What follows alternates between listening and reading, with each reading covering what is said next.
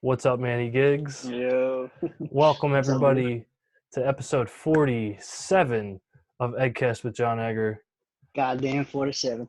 I know, bro. Yeah, 40's got. Oh yeah, that's that meme, right? Yeah, hell yeah. Goddamn 47. But yeah, Manny is here. He was on episode 18. For those of you who remember, um, Manny is a U.S. Airman. My good friend. How you doing, man? I know you got your fucking wine. You're chilling. Dude, I'm chilling. Yeah, Living my best life. yeah, I'm man, still for working, real. Yeah, being nice. productive. Dude, I wish I was working right now. Yeah. I mean I actually don't because like the job I had, like I was around like kids a lot, and like those Mm-hmm. motherfuckers carry Sucks. diseases Yeah. like they're like it's their job. You know what I'm Mm-hmm. saying? Mm-hmm. Like but yeah, man, it's been weird and it's funny cuz like NJ unemployment is actually offering like a lot, like I'm like a legit like a lot of money, and they keep saying they're like saying you can claim this, but then every time you go on the fucking website, they're like, sorry, the website Crap. Yeah. isn't working right Yeah. now. Like there's like one dude in the NJ unemployment office just sitting there like this. Like they just had the end if you go to the NJ unemployment office, it's just like a monkey with like the symbols, and he's just sitting there like, you know what I'm Well, saying? down here, it's kind of crazy because one of my buddies, his wife's a dental hygienist, and obviously she's not working right now. Yeah, But yeah. apparently, her employer was able to match her pay per weekly unemployment, and then like she's still getting paid from a job weekly plus unemployment, so she's making like 830 a week, and we Damn. make that shit like every 2 weeks. Like what the fuck? Yeah. Dude, I this mean, like the plus or minus like $200, but still like it's the same like $800 a week. That's insane. yeah, I know, Like now man. you understand why people file for unemployment and shit. Yeah, for real. Like right now it's like you can get your regular claim from NJ unemployment, and then they have a pandemic like relief as like workers fund or something Yeah. like that, and that's an additional like I think my original thing was like 230 a week, and then plus it's 600 a week Yep. for, and I'm like, what the fuck? Like this is like everybody in Blackwood is like, we're rich, like, you know, like Yeah. not even realizing what the fuck's going on. Everybody's like, we're rich, bitch. Like, you know what I'm saying? Like, But like yeah. Yep. but it's like it doesn't matter because nobody can get on the site anyway. You know what I'm saying? Hmm. They said they told me get on there at because you have to check like your time window. They were like, get on there at 12. Got on there at 12 or whatever. It said it's down right now, come back at 4. Went on at 4, they were like, it's down right now, come back later. Went on at like 8, and they were like, come back tomorrow. Like, I'm like, are you people like watching me through the fucking screen? Like I'm just sitting there, I'm like, give me money, give me money. Like, and they're all just like, I bet you there's some guy that sits in like a mother on a motherboard somewhere, He's and just like fuck he you. looks at people, he's like, yeah, she's hot, I'd fuck that one, I'll give her the money. Him, no, fuck him, he Yeah. doesn't get it. uh no, fuck her, she doesn't get it. Is that a Trump hat? I don't know what the guy's political opinions are, Views but are yeah. yeah, but I don't know. I don't think anything that's going on right now has anything to do with political affiliation. I mean, people could be saying the right things, doing the right, saying the right things, saying the wrong things. But honestly, yeah, who knows what the hell to do in a situation like this? Like nobody honestly has been in a situation like this before. So I mean, you yeah, know, yeah, it is crazy, and it's funny because like for and I don't usually uh delve into politics on this I show, try but not to. me neither. Trust me, Oh, like just on the yeah, more just because like I don't really I'm not care passionate for it. towards it. Yeah, Yeah, I think it's a me either. stupid system. Like I'm I more just get passionate annoyed. about like individual life and Yeah, story and just love and like just shit that living, matters. Yeah. yeah, like the moment, what's in front of you. Like Hmm. that's the thing about that whole system is like it's just so like Well, it's it's just corrupt, and it's corrupt because people. The whole point of politics is getting to the top, no matter what it takes, and you got to get in people's yeah, pockets. You got to get, you got to get in people's ears. You got to do what you can. And that's why people that are, preaching the right things and doing the right things, either they don't get involved in politics, or they try to get involved and they get shunned away really quick because they're not buying into the huge scheme that the government or the I don't want to say the government, what the just the whole political system is. yeah, dude, it really is the biggest social game on the planet. You know what I'm Hmm. saying? Like it makes Survivor look like preschool. You know what I mean? Like it's a because you know how they always praise growing up. They always say it's not what you know, it's who you know. Mm-hmm. And while Step that's Brothers. yeah, while that's a great while that I guess that's a great piece of advice for making it through the world as a social creature, as a human. Uh, I do you think there's part of that that seems kind of like bitter or like unjust because shouldn't it be about what you know if you're offering, but but Well, it's 100% bitter, and that's exactly why the people that know a lot, the doctors, the people that have degrees and even political science, they stay away from it. It's because I mean, at this point, it's money, family. Uh, I mean, you can do a couple things when you're young and get in there, but even when you're in there and you're young and you're making brass statements like AOC, I mean, I don't really necessarily agree with her reviews, but I mean, she's still getting shunned by every uh, 30-year Senate yeah. person. I'm not being, I'm not, that's not politically correct at all. I mean, I don't know exactly, No, but you know what I'm saying? Like, I feel like if the president should have a 2-term limit, I feel like people in the House and Senate should be limited to that as well, because if anything, they have more control over the government, especially when they're in there for 20 years plus, yeah, that's you know? true. And like it creates like this it creates this war where like we have these two tribes and like it's like about getting those seats because they know they're basically getting seats and then like the other side is banking on that person to die. Like, you Mm-hmm. know, like and it's yeah, man, it probably creates a lot of corruption, a lot of bullshit. Well, But that's what it is, because it comes down to people just being comfortable and reelecting who they know too. So if you know yeah. this person and that their ads are out and they have the money, and then that's just how it is. That's why, I mean, like, I feel like I'm not insanely knowledgeable about it. Like, I'm not insanely knowledgeable about this, Me neither. I'm but definitely not the person but to at the like same time, I feel go like I can to. give my 2 cents and kind of make sense. You know what I'm saying? Yeah. Like, I just kind of it just something just seems off, and you can kind of pick and choose where it's at. Like, I feel like elections shouldn't be based on how much money you can raise for campaigning. I feel like there should be a fair playing ground for campaigning, 100%. Um, I mean, because that's what it comes down to. Because basically, what you're saying is whoever has the most money to campaign and put the best campaign together wins. And I Yeah, mean, the I'm saying marketing. that happened with Trump. That happened with anybody. I mean, it's what it is. It's bumper sticker. It's bumper sticker, politics. Yeah, You it's know, pretty much like it's just it's like entertain. It's really like entertainment because it like in really is. Why do entertainment you you have think? to create. Why do You you have to. think? Go Oh, ahead. go ahead. No, you No, go you go ahead. ahead. Like, Okay. why do you? There you go. All right, you But good? all right, yeah, I'll go. I was saying because like in entertainment, think about it. You have to have like popping like thumbnails and good Yep. content and quality stuff, and like and you branch out to all these things and like try to get people like look at "Make America Great Again." That's 4 Mm-hmm. words. That's such a fucking slogan that There's he like hats. Yep. yeah he put on a red hat and just like it's like literally just the red background and those white letters are like a slogan to like millions of people. You know what I'm saying? Mm-hmm. Like and it just like caught on quick and people think like yeah we're gonna make it great. It's like Yeah, it's so simple. Like, whether people know everything about I'm just using Trump as an example, but like whether well, I people mean, that's what makes him smart too, because he understands what gets people elected, and if he really wanted to be elected, then that's what he would do, and he did it. yeah he's a He wouldn't beat businessman. He around the knows bush and be, yeah, yep. he's been not even to say fucking people over, but he's just been making moves for so long. You know, it's like Mm-hmm. and I mean the real motherfucker was his dad. His dad. I mean I don't have I don't have all the knowledge about him, but I can attest to know that I've heard other people say that like if you think Donald Trump is a businessman, his dad was the one that really like you know laid the foreground for all that shit. You know, Yeah, yeah. But yo, I wanted to bring up earlier we were talking about the because tattoo. oh yeah, the tattoo too. But first I wanted to say you're you're living in Georgia right now. Yep. You're in the Air Force. I know Georgia just opened back up. They were the first state. I think Georgia and Texas was Texas the other Mm-hmm. state. I think Yeah, so.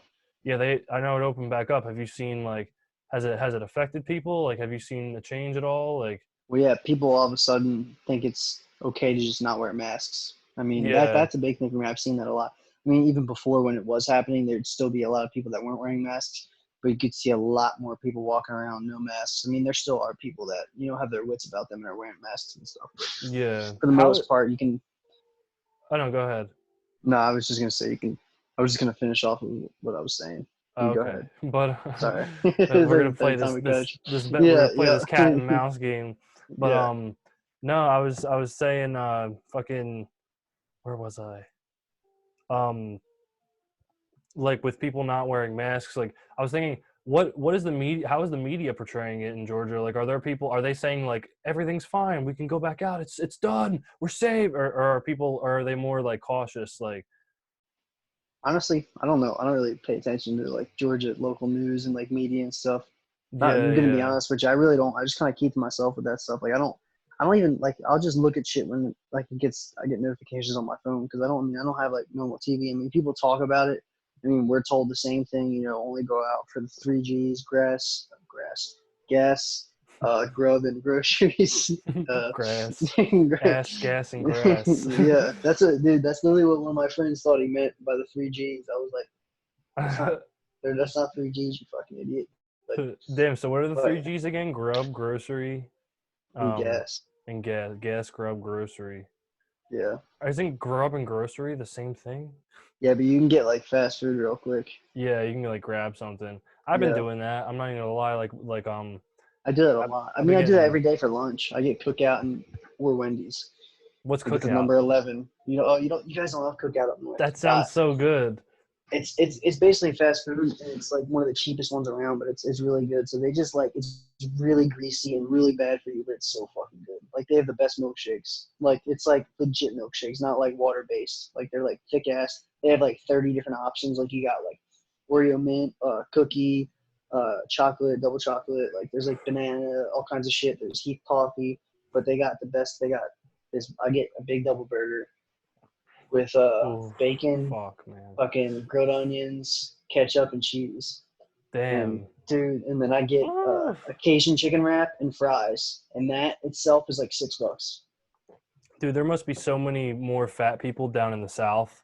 Like, There's a lot. There's a lot. But gotta be but there's a difference because there's like northern fat people where they're like pretty fat, but then there's like just in abundance like obese people like strolling around, just like it's all yeah, good, that is here and true. there.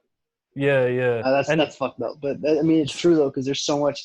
It you're really is saying though. in Georgia there's a lot of obese Just people, but in the or South in just general. But I mean, yeah, it's not even like I mean, I'm saying this. It sounds fucked up, but I mean, soul food down here is a big thing, which is it's fried yeah, food. Fried food, fried everything. I mean, everything's fried and all the yeah, fried shit's good down here. There's no good yeah. pizza or wings or anything, but I mean, they got the best fried chicken I ever had in my life is in Damn. Savannah. Just like one dude, it was literally like you get 5 chicken tenders. It was literally like 5 chicken breasts breaded Yeah. so soft and just fall apart in your mouth. Oh, It was so fucking good. right. Ribs? They got ribs down there?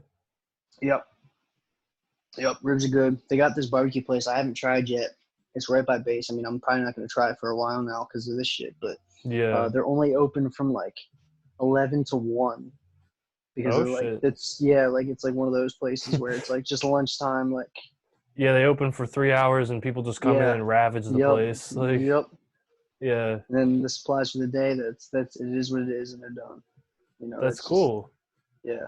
Damn, dude. It's so weird to think that like there's like a place out there that doesn't have like like good pizza and wing. Like for some reason in my head, maybe just because I'm from like I'm from this area, like Yeah. I would think that like everywhere in the nation, you'd be like, oh, this Has a Wawa and has good pizza not and even like, not even a Wawa, but just like a pizza place, like a legit yeah. pizza place. Nope. No, not I like haven't, that. I barely eat pizza.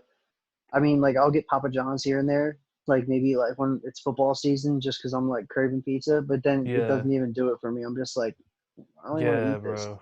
Like Dude, I'll eat like two pieces.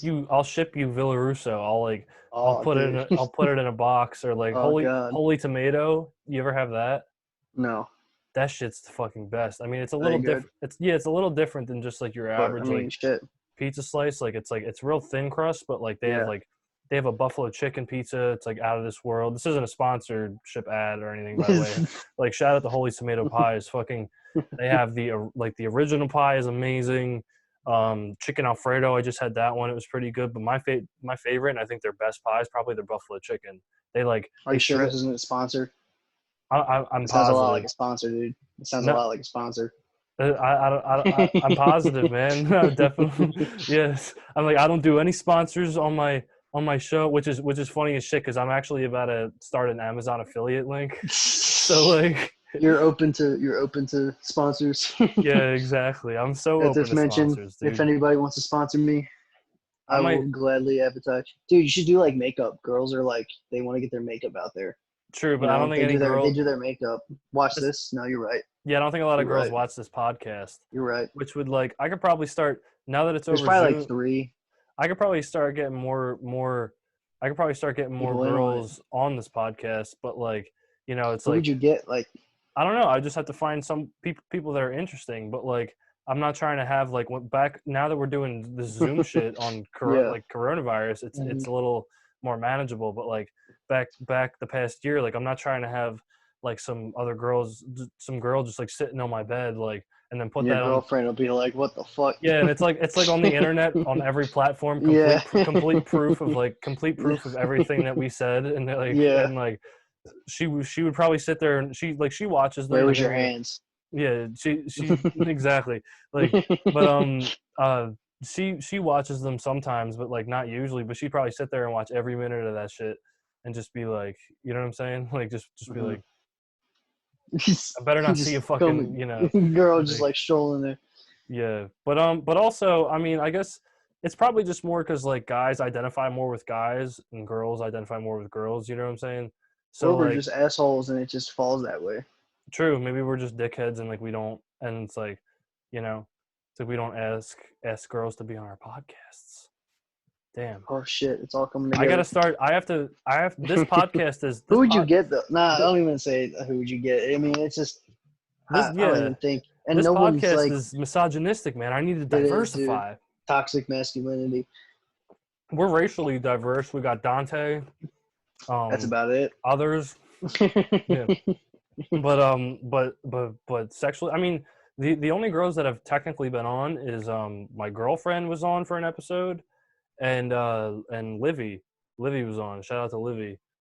Fucking Um, Livy, hell yeah. Your music's yeah. fire, Livy. Keep dropping it. Yeah, Livy, That's keep a sponsor. Thuggery. I'm just kidding. Yeah, the Thuggery keep dropping music. I'm Yeah.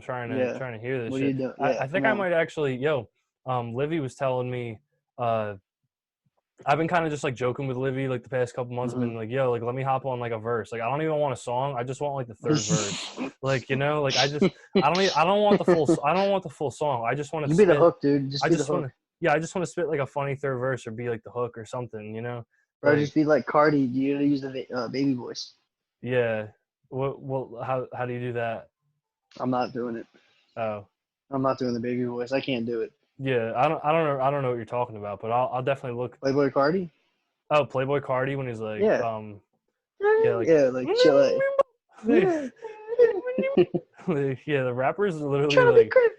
dude, rappers make like rappers will make like millions of dollars now, and like back then they were like these hard motherfuckers. Now they're like, get your food, and people are like, Yeah, like what the fuck yeah. people are like, take my money, like like, Yep. damn, dude. But shit, I'm looking at the talking points I wrote down for this podcast. It's like 21st birthday, Georgia opening ? COVID-19 affecting the military and working out. Those are my fucking talking points, and we talked about all that shit like the first 5 minutes of this Zoom call. So like that's out the window. But Yeah. No, we didn't talk about the 21st birthday. That was all the shit we talked about before. Oh yeah, My man. 21st birthday was wild. Yeah, Manny's birthday was back like first day of March. Right before, yeah. Yeah. Yep. But yeah, we said we wanted to say on this podcast, happy late birthday to Manny. Happy birthday from Applebee's. 2 months later. It's Yeah. lit. It doesn't feel like 2 months, but it's been 2 months. Yeah, no, it's been a legit 2 months. 2 months. That's yeah. crazy. But like my fucking high ass is like, yo, happy birthday, dude. Yeah. Happy belated birthday. Yeah, but 10 days ago. yo, how was it to be able to go out like, before everything started closing down? It was awesome. Well, because like I saw your dad funny. came down, right? Both my parents came down. Your parents are savages. I love your fucking parents, dude. I can't stand parents that are like just like uptight and like weird And shrill. like Yeah. your parents are, I guess, I mean, they're a little younger, but They're I younger. don't Yep. even think that has anything to do with it. I think they're No, just because down to in 10 earth. years they're gonna be the same way. In Yeah, 10 years they're gonna be the they same just like way. to fucking go deep and party. You know, they're cool as fuck. I like, yeah. Shout out to Manny's parents, but yeah, man. So your parents came down. I honestly like I love the time with my friends, but I had a better time with them than I did. Yeah. With my friends, because like 3 of them left to find some other dude, and then they came back. Mm, But then we went to another bar, and mm, basically one of them was like falling over and stumbling, and he's like a taller dude. He's like 6'1", like yeah. 200 something pounds. He's a bigger dude. He's not small. Stumbling. What were they getting fucked up, drunk, like super fucked Oh, up? dude, they were really. And he was like, dude, I'm blacking out, like Yeah. heads up. And then I was like, all right. And then this was like later on in the night, and well, no, this was like the middle of the night. We just left the one bar. We were there for a while, but Yeah. they were trying to get on like a rooftop bar and trying to like find this one dude we work with. Mm-hmm. And then he starts like falling asleep on my dad's arm, and it's like, dude, you're not gonna get into this place, like you're fucked up. And then like You're apparently he went to sleeping. fall back. Apparently he went to fall. He fell back, and my mom like caught him or some shit. And then like it all What? started to go downhill from there. Because then he Yeah. started like getting like flailing and shit, and then like Yeah. apparently this went on for almost an hour. It was basically him trying to get away, running away, and then like him coming back. But then, oh no, not him coming back. It was like we had to track him down. My dad put him in a chokehold. Of course, My dude. Of course, your dad like your dad like it could be like there could be like an old lady who needs like a needs like who like dropped her like dropped her. Oh shit. Um. Yo, can you still hear me? I can hear you, but it's quiet. Something just happened. Um. Did you just unplug something? I think. Hold on. Sorry, folks. We're experiencing some Technical difficulties. yeah, I'm gonna shut my mic off real fast. Yeah. My dad just Snapchatted me. That's funny. What? Yeah, that's better. Are you saying something? I can't hear you. No, I can't. Oh shit. I heard you. Oh, there you go. There you go. You can hear me? Yeah. How does it sound? Because this isn't my my setup. This isn't my mic. This is just my computer audio. Oh, this is pretty loud, actually. Yeah. That's good. Cool, cool. I might just stick with it because you know what? I don't know what's going on here. These mics usually do great. Like they're $20 on Amazon. Yeah. They're quick to just, you know, like whatever. But you know what? Fuck it. This podcast, I want this podcast to be quality, but you know what? Everybody's doing Zoom. Everybody's on the thing. You know what I'm saying? Like Everybody's on the Facebook. yeah, like this is such a weird time, especially for like podcasters and comedians and like shit like that, because like all the content, like sure, like people have nice home setups and stuff, like even like the little setup that I have like for my audio is like usually pretty nice, but like this is a time for creators where everybody's kind of just set back at the same level. You know, if you're doing a podcast and you have to do it over a Zoom call, like a Zoom call is a Zoom call, you know? This is called, yep. Like everybody's left at the same level. I mean, it's gonna be interesting. Like Fair playing field. I haven't done any stand up or anything since November. That was like the first time I ever did it. But like that's closed. So like once that shit comes back, oh shit, Manny. Second class. Yeah. Bounce it out. Shit. But once that comes back, man, I can't think of like any like excuse to not do it. You know what I'm saying? Because like, because I've been like thinking about doing it the past 2 years and kind of just writing stuff, and then like, look at this. Look at this. Can you see that? what's out there? Is that a fire? Is that your buddy? Yeah. What's he doing? No, hold on. One second.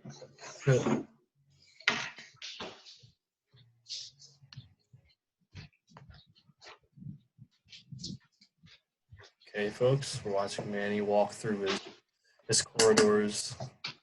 Yeah. So yeah, he's He's a cool dude, but he's kind of weird. It was just funny because he was just sitting out the fire, just like eating his sushi. Oh But shit. it's not even a fire pit. It's just like they put like bricks and like some mulch around like a little like spot in their yard, and they just burn shit there. And he's just Oh, like okay. chilling out there. I mean, I'm That's not. cool. It's nice, but it's just Yeah, funny yeah. because you gotta know the dude. It's just like something. It's just funny. It's just Washington. It's just him. It's just funny. Yeah, yeah. There's always that dude, just like whoever, whatever their name is, like you're just like, oh, that's just fucking, Yeah, that's just him. Yeah, that's whatever. that's just that fucking guy. Like, Yeah, yeah, that's cool though that y'all have a fire. You guys like sit out there sometimes, just like drink beers, bullshit. yeah. Well, the first couple nights, the first night, like I literally because I just wanted to sit outside one night because I haven't just sat outside since I've been like back at like my home, like my like OG place, like 1806, like Ellis Ave, like Oh yeah. remember like that place before we Were you moved and there? shit. Wait, What? you were were you there like recently or no?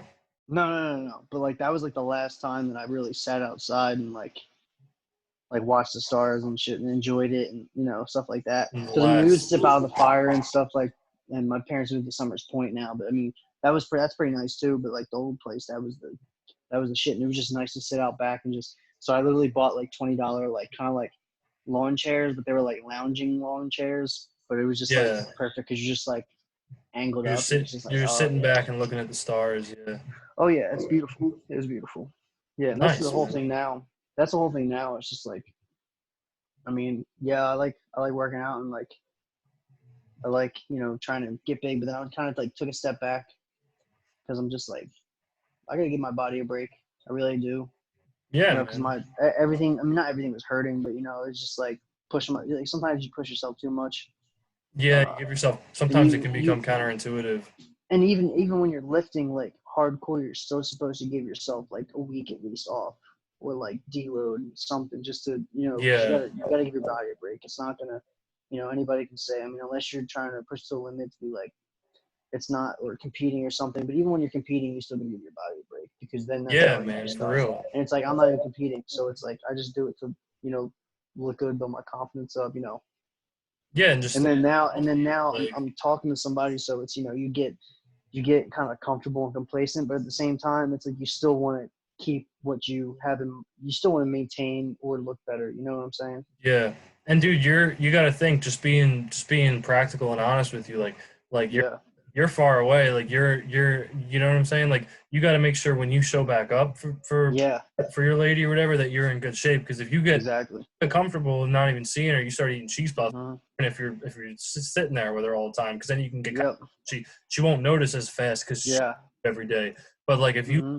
if you get fat out of nowhere, it's like she's she's like, oh shit, like Yeah. even it's like Exactly. and then you're just like you want to make grilled cheese like yeah. You want to make grilled cheese? Do you want tomato soup? I was gonna put milk in it like. That's the thing, man. Fat people be like, and like I know because like I have the fat gene. Like I'm not fat by any means. Dude, I'm the other way around. I can't fucking gain a pound to save my life. I've been eating like shit and just eating a lot of shit, drinking a lot of beer. I guarantee you, if I stepped on the scale, I'd still be like 166 max. Yeah, I haven't broke 170, but I have a smaller frame too, so that's not too light. 165, 166. That's like a decent size for my range. Like I'm not like yeah. jacked It's a or anything, healthy. but I That's mean, a healthy weight. yeah, You don't want to be. You don't want to be 200 pounds and what like yeah, 5'8". yeah. Unless I'm Yeah, competing or some shit, but even then, it's like, yeah. No, like it's then it's like, yeah, you're on gear. yeah. Or you got to carry that shit around with you. Yeah, and it's like I work. I got a job. This Yeah. isn't.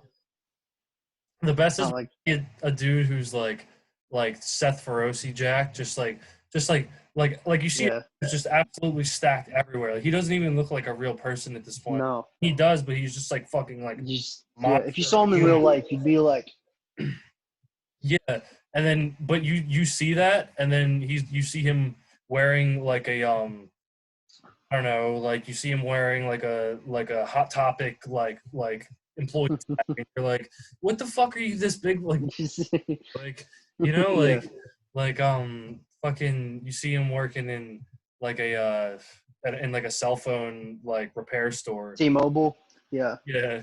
But their own gear, and then they're just like, yeah, no, yeah. That's the thing that kind of gets me is when people are on gear just for the gym, just to look big at the gym. That's all What's ego. Like gear? you got to think that's all Is that ego. like a Steroids, is that like a so it's like test? steroids. No, just steroids in general. Gear, just on gear. You're on juice. You're juicing. Oh, okay. Yeah, I Yeah, got. that's what I mean. That's what they call it. You're just on gear. Yeah, yeah. Damn, dude, it's like, But it's so weird because I don't know anything about steroids, but like it's like even though I know in the long run, like I don't want to put it this way. I'm not taking steroids right now. In 20 years, when I'm 40, 50, I'm gonna take steroids out my fucking. I'm gonna be like, into my balls. Like, diet, yeah, diet 60. yeah, Oh exactly. yeah, fuck it, dude. Just fuck till Like, you're 60. yeah, for real, dude. I mean, that's 60 years of fucking. Some people will be, they'll be, they'll live for 100 years, only fuck till they're 50, and it's like, well, could have got 10 more years out of it if you just like Yeah, man. just shot up a little bit. That must It is suck. what it Like is. that must suck. Like going into old age and being like imagine being a really old person right now and being like, yeah, the last time I fucked was like 20 something years ago. Like, dude, why are you still alive? Yeah, like You know, like as long as I can as long as I can move well. Like put it this way, I don't even care. I'll be 108. Like I'm 180. I just if I'm 100, if I'm oh wait, are you talking about age or weight? Well, both. Like I'm just saying, like right now, like for my height, I'm like a healthy weight, but I'm by no means like jacked, you know. But like Yeah, I can stay this weight and move better rather than be 250, 240 for like 20 years or whatever. You know, like if I can stay like a nimble weight and like work out and like be able to move and and then your joints start breaking down like because they can't hold that much muscle. Your heart starts breaking down because it can't carry the blood to the muscle. Yeah, there's a lot. But I also do want to get pretty big just because I like getting. yeah, everybody It's just does, cool to man. see results. I mean, I don't know. I like, Yeah, I but absolutely agree. then it breaks down to I mean, you got to have it's like people get motivated all the time and stuff, and they'll do something for a little bit, and then it'll fizzle off. But it's not about motivation; it's about discipline. And I mean, Yeah, you got to just if you really want something, you're gonna do it. And you talk about this a lot with Matt. You're gonna come back to doing what you want to do. I mean, if you don't have the discipline to do something, then obviously, I mean, one, you're lazy, just in general, because discipline's not just for one thing that you want to do. Discipline's like Jocko Willink says it best. Discipline yeah, equals freedom. He yeah. he gets up 4:30 every morning, latest, Mhm. and it's just something you just get in the routine. And it's like, what it's hard to start, but once you start to get going and you get into I don't want to say routine because routine's it's a basic term for just Yeah, an everyday thing because that's not a routine. Waking up at 4:30 every day, that's not a routine. That's insane. But it yeah, takes some people to do it, and I mean, it also depends on your schedule. yeah, But and it all it's depends. just the same. I was just gonna say it all depends like what your thing is too, because like Uh-huh. I mean like I think like that showing of discipline is definitely like important, and like I feel like it manifests in different ways. Like sure, Uh-huh. and some people it's like Jocko Willing, he gets up at 4:30 in the morning, he works out, he starts doing his stuff, like he gets a lot done, he's super productive, like those other stuff. And sure, like you always want to be super productive, but everybody has different ways of doing it. Yeah. Some people might slump out of bed at like 12 p.m., 1 p.m., but if they stay up till 4 a.m. and they do their work and they work on their passion and Well, that's doing that shit, you know, well, work that's the thing. That's the better on thing. a different schedule, you know. That's the thing where I was on the swings for a while, so I was working 3:30 to 1:30, like 3:30 p.m. to 1:30 a.m. 1 a.m. And Yeah. yeah, so like I would get up usually around like 11, go to the gym before work, go to work, Yeah.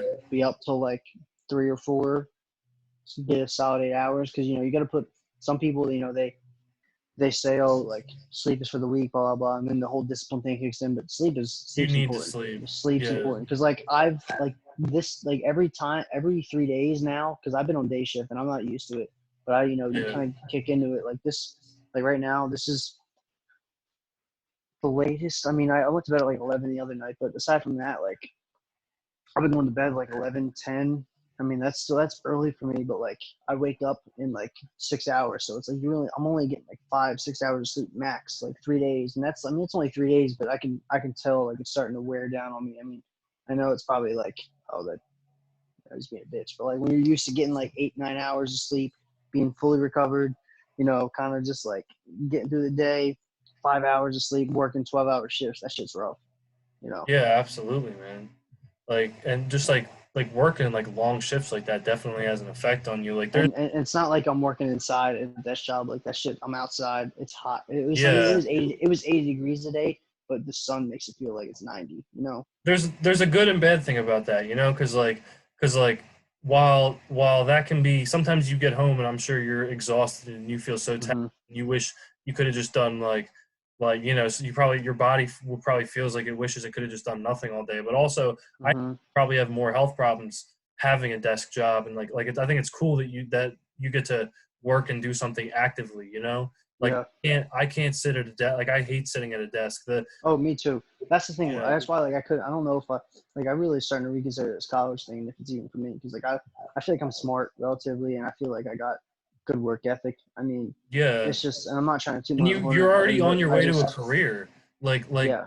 like you're in the Air Force, you're focusing on what you're doing in there, and that's gonna build your career, you know? Like sure, like Hmm. you could still get your degree through it and Oh, just 100%. have it. But like I mean, dude, only 1 out of 4 kids that are graduating college now are getting a job where their degree is actually needed. A lot of people are graduating college and still working jobs that they like jobs that's like Don't need it. Well, basically beneath their education level and mhm. you know Well, a big thing is too is college degrees. Since everybody's getting them now, it's not really a huge. It's not a needed. It's not as in demand as certifications. Certifications that will make you the money. See, I have yeah an opportunity in about a year to apply for an A&P certification. So it's a airframe and power plant where I could work on commercial jets, and that mm, job usually makes around a little less. I mean, it makes good money and I'd be in good yeah hands. But the thing is, I don't know if that's what I want to do. So like, I'm kind of torn in that spot where it's like, and this is the same spot I was in, like when I left high school and why I didn't go to college because I didn't know what I wanted to do. yeah So neither dude nobody did my biggest fear is having to reenlist just because I don't know what I want to do and then have to continue doing the same thing and then just do it 20 years just because I just didn't know what I wanted to do and just I because you were wasted it there yeah just because I could and because it was easy and safe, you know? hey And I think that boils down to me not taking a chance on something I like. But at the same time, I don't yeah really know what I like aside from I know what you mean. like, yeah, it's hard to explain It's because hard to it's really, I understand. Like it's hard to know like they nobody can expect somebody even fuck 18 even at 20, 22, 25 like everybody finds their passion at different times. And sometimes your passion isn't even like obviously people want to be passionate about their careers, but sometimes your passion isn't even your career. Your career is something separate and you have other time that you put towards your livelihood, you know? Or like what you want to yeah. and like it's never remember man, it's never too late to pivot. Like Hmm. it's fucked up as much as we feel like we get caught in something. Even like I've noticed it with myself and my classmates and friends just getting 4 year degrees.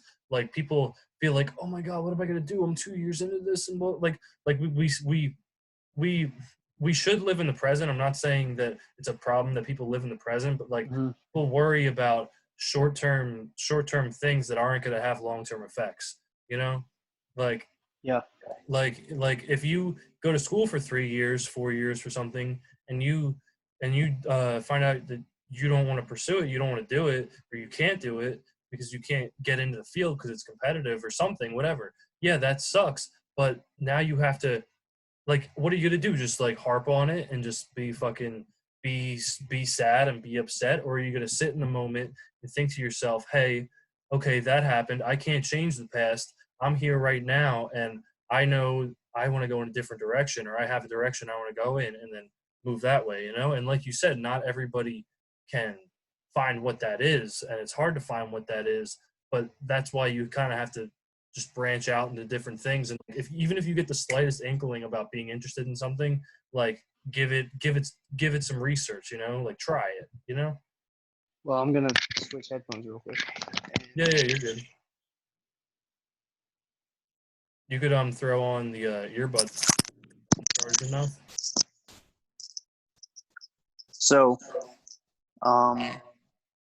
is that really loud? No, it's fine. Sounds good. Do I Okay. good? No, I mean I'm getting a little bit of a bounce back, Oh, okay, here, let so me I can hear what I'm saying. Oh, is your mic volume high? it's because you're hearing the playback from my computer into my computer mic. But I got you. what I'm gonna do is I'm gonna try to set back up my Okay. setup. Let's see if we can get this.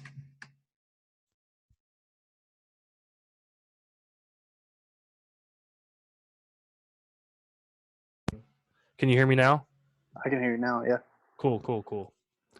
All right, folks, we're back in high quality again. Yeah. How Let's are you go. doing?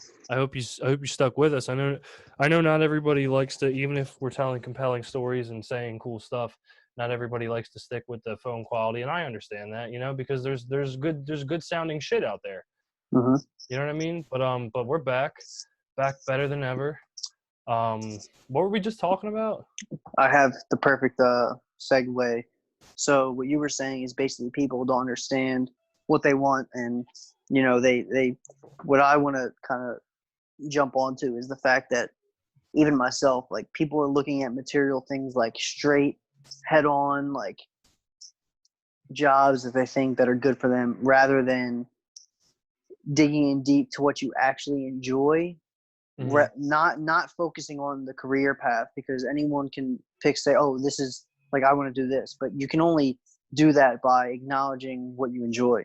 So Yeah, for yeah. me, it's talking to people. Like I enjoy talking to Same. people just on a day-to-day basis, not like a huge like make a big deal about it, but like I don't love what I do as a job, but I like going into work and interacting with people, and I like, you know, see, it's something that builds off that, and people lose sight of that sometimes, and they realize that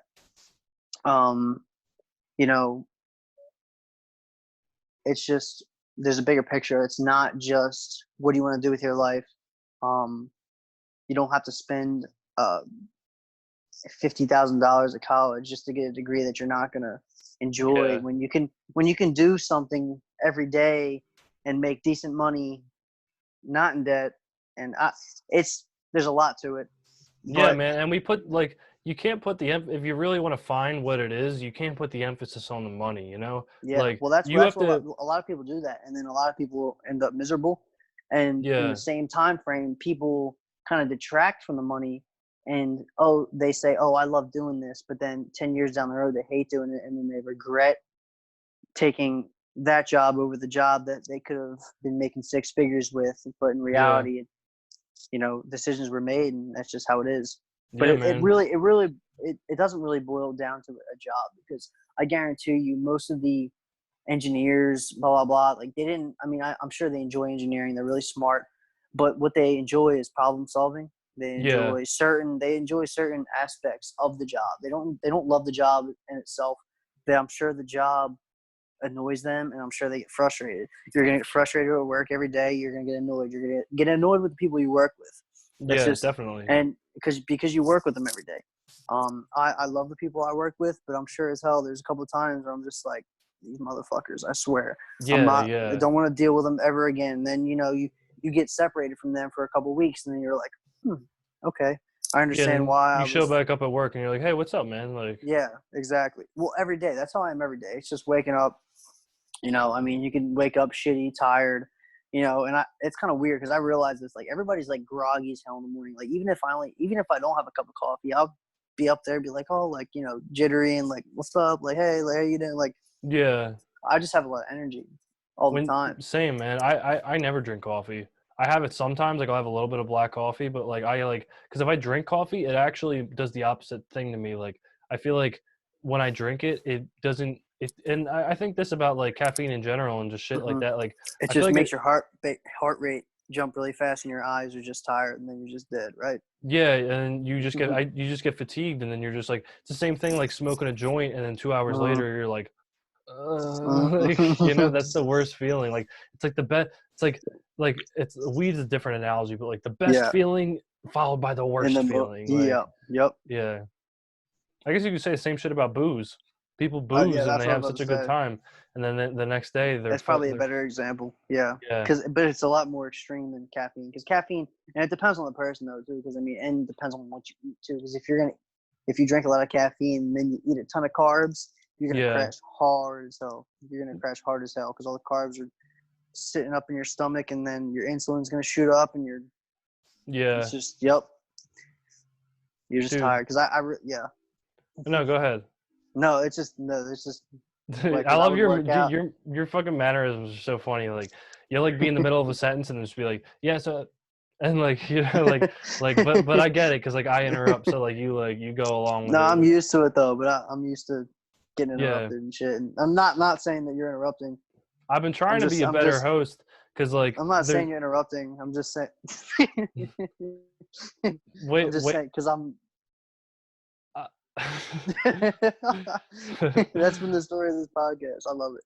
Yeah, man. But fucking yeah, when I was first starting to do these, sometimes I would do them and I would hear feedback from people saying like you're talking over your guest, or like you're not really listening. You're like, and I've even talked about this the past couple podcasts like um do you remember in the Midnight Gospel I know when exactly what you're going to talk about when you're yeah, not really listening and you're thinking in your head yeah, about something. I'm Yep, always thinking whether it's about something or it's usually about because what to you're going to say say. next. Yeah, and it's counterintuitive because if you're really with someone and you're being receptive and you're responding and you're listening, then You don't have to think about you're what you're not going to say. yeah, you're not even thinking about it. You're just saying. But if you're thinking, okay, I have to say this and then I have to do this and blah blah blah, you're not really listening. Like I had a story a couple episodes ago on a podcast. I think I talked about this in the last episode too. So anybody who listened to that's probably like, what the fuck?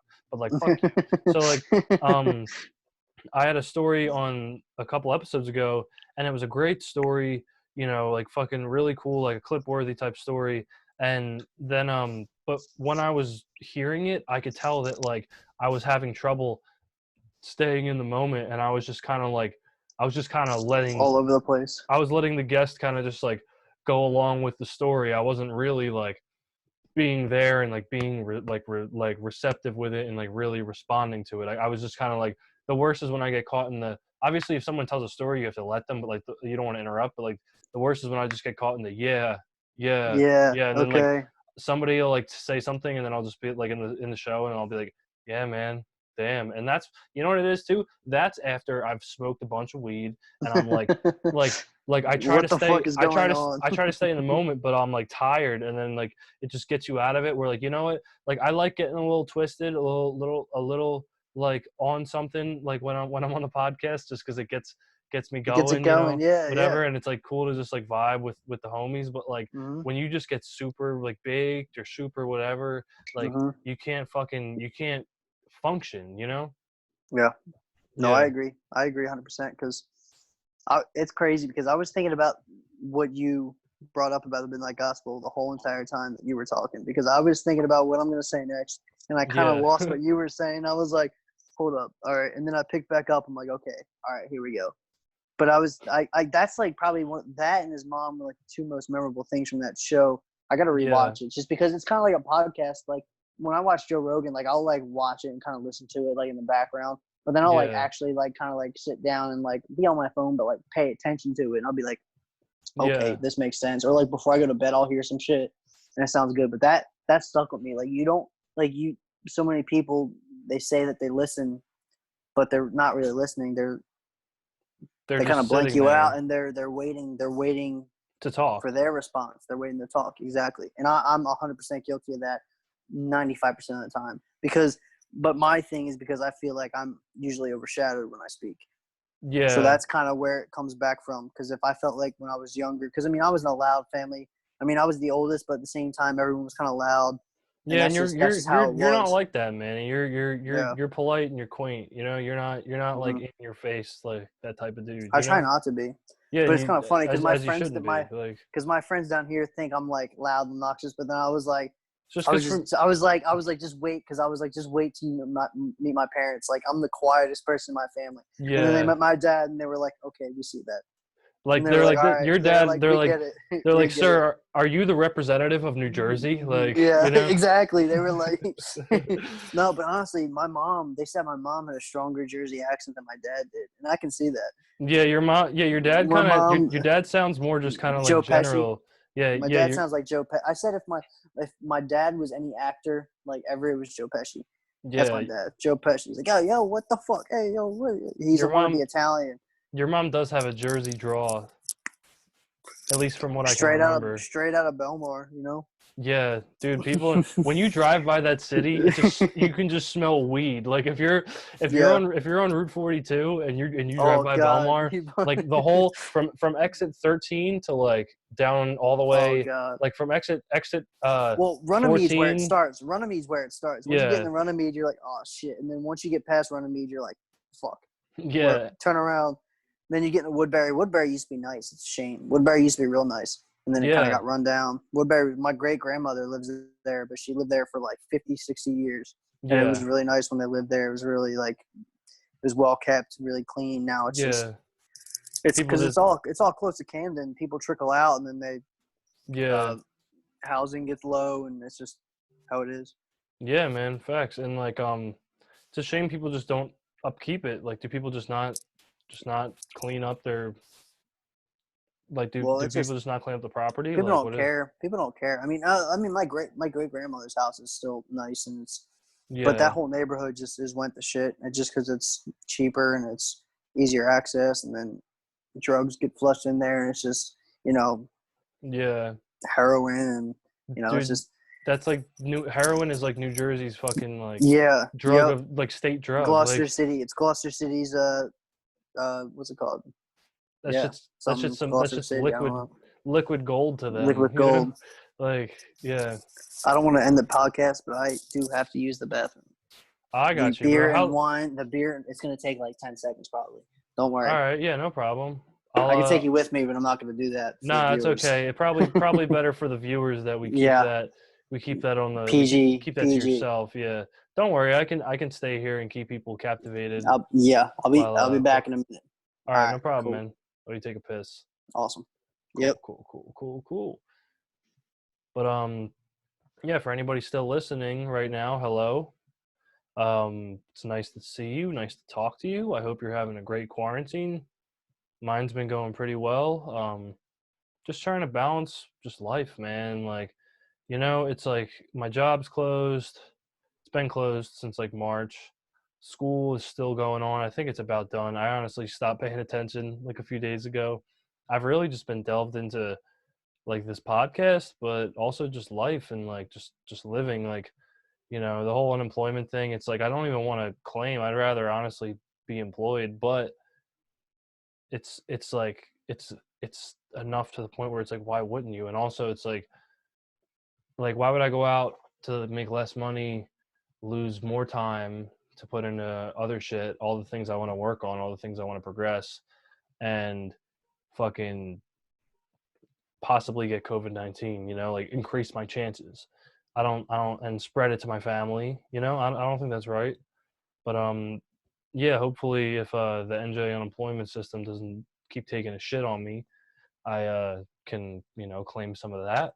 But I've been trying to stay just like smart with finances anyway, you still got to spend money on shit, but like trying to keep it somewhat low. I mean, I'm not going to lie, I have been buying some creature comfort purchases, but like I think it's important to also, despite, you know, despite what kind of hits you might be taking, you have to keep your quality of life up right now if you want to stay positive and you want to stay living. Like I don't care if you want to save money on everything. Like if you're having back problems, if you're having issues with your health, you have to, work on that, even if it's doing shit by yourself. Like I mean, I'm just saying that as an example for me, because I had to buy an inversion table, and well, I didn't have to, but I did. And that shit's fucking cool. What's up, Manny? You back? We got Manny back. Can you hear me? Hell yeah. How was your piss? It was great. I got the bottle of wine too. There's nothing better when you release the floodgates after a night of drinking, Oh God. even just like a Yeah. few beers or something. Yeah. A couple glasses of wine. 4 Yeah, beers. We're chilling. Nice, nice, man. I was just talking Yeah. about I just bought an inversion table. The fuck is that? It's a you ever see those tables people use for their backs where they like hang upside down and it Oh, like it decompresses wait. your Somebody had spine? that. Somebody had that. Who had that when I was? Oh wait, never mind. Oh yeah, yeah. I know what you're talking about. Yeah. Those are the fucking best. Like I don't know, like I've always had problems in like my mid spine, like with like and I still have it. Like I like just like a lot of clicking in my left shoulder. Scoliosis. Not even Mhm. scoliosis, like maybe slight scoliosis, Yeah, but just like I dude. have like a lot of clicking and popping in my shoulder and like it just it and like a tight like a hyperactive trap back here.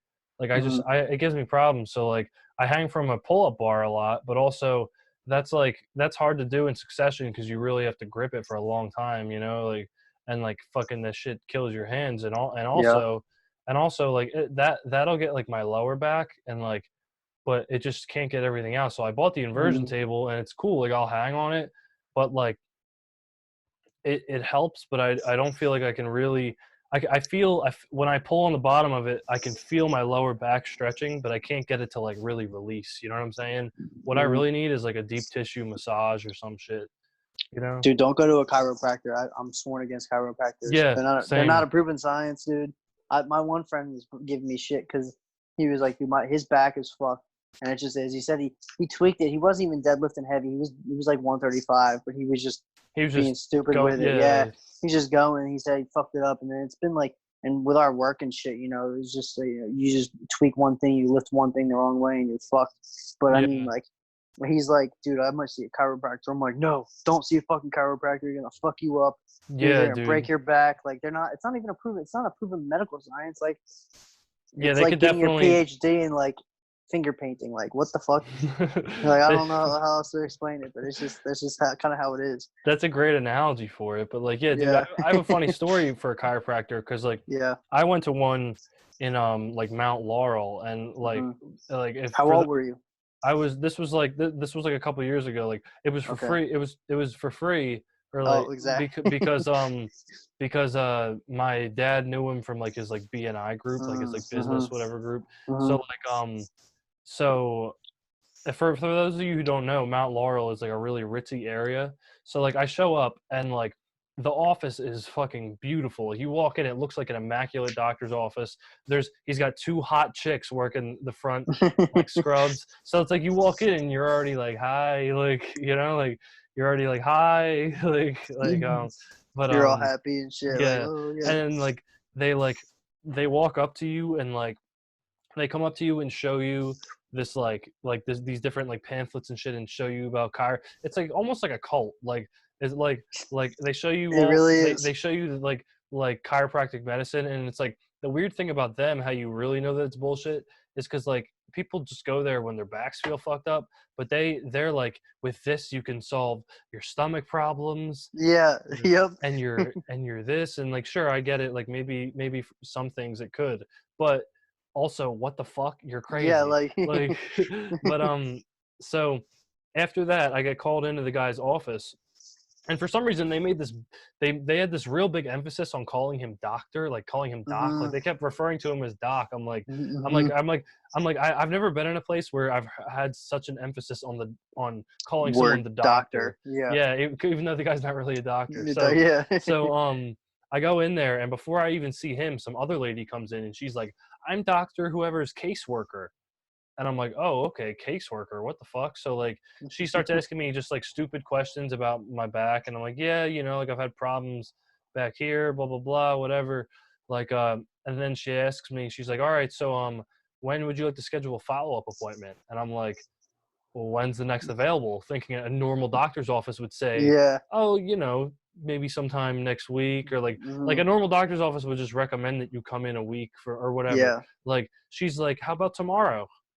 I was like, "What? Like tomorrow?" And then I was like, "Nah, I don't really," because like it was like a far drive. It was like annoying. I'm like, "Nah, I don't really Yeah. know if I can do this tomorrow." She's like, "How about the next day?" I was like, "Yeah." Like I was like, but then later before she left the room, I was like, actually, because I felt pressured into it. I was like, actually, I just want to cancel that next appointment just for now because I don't know how my schedule is like coming out, whatever. Yeah. So then I see the doctor. Motherfucker comes in we start chatting. He's seems like a nice guy, but Mhm. he puts that fucking, that machine that they use with the two prods, that L. Ron Hubbard Oh shit, God. that's Yeah, it's like that yeah. Scientology shit. He put that down my back, and he was like, "Huh," like blah blah blah blah blah. And then like I told him, I was like, "Yeah, this shoulder is always like really rounded. I have problems with it because of my, whatever." So then he tried to grab my shoulder and like move it back, but it just wasn't moving. And I'm like, "All right, dude, you obviously don't know what you're doing." And then like he he put me on the table, and it's like, honestly, I don't care if people think it's bullshit or not. I would have liked him to crack my fucking back like a glow stick, like, he put me on the table, and he told me, he's like, yeah, your one leg is like sitting a little higher than your other, and like I'm thinking, all right, he's gonna press into my back, and like, despite what people say about chiropractors, I'm sure them incorporating massage and finding pain points and finding kinks and things like that, Mhm. because they seem to focus a lot on the spine. Like Yeah. if one of them, like, focuses on areas near the spine where they can like get muscles to release or get things to open up, I'm sure some of them can actually do helpful work for people, like, even though I think that their philosophy is bullshit. um Yeah. but like but anyway, he put me on the table, told me all this shit, didn't even like touch my spine, like didn't even try to do anything. And in the long run, I'm probably lucky, because he probably would have fucking fucked me up. Yeah. He would have. Yeah. You would have been. Yeah. Yeah, You would but have had then, like a slip disc or something. yeah, I leave. I actually asked him for a job. I was like, because I kind of like got the scheme of his place. I was Hmm. like, yo, like I It's a could make a lot. pyramid scheme. Yeah, I was like, I can make a lot of sales for you if you hire me. He's like, what are you talking about? I'm like, like, like I can work off commission if you want.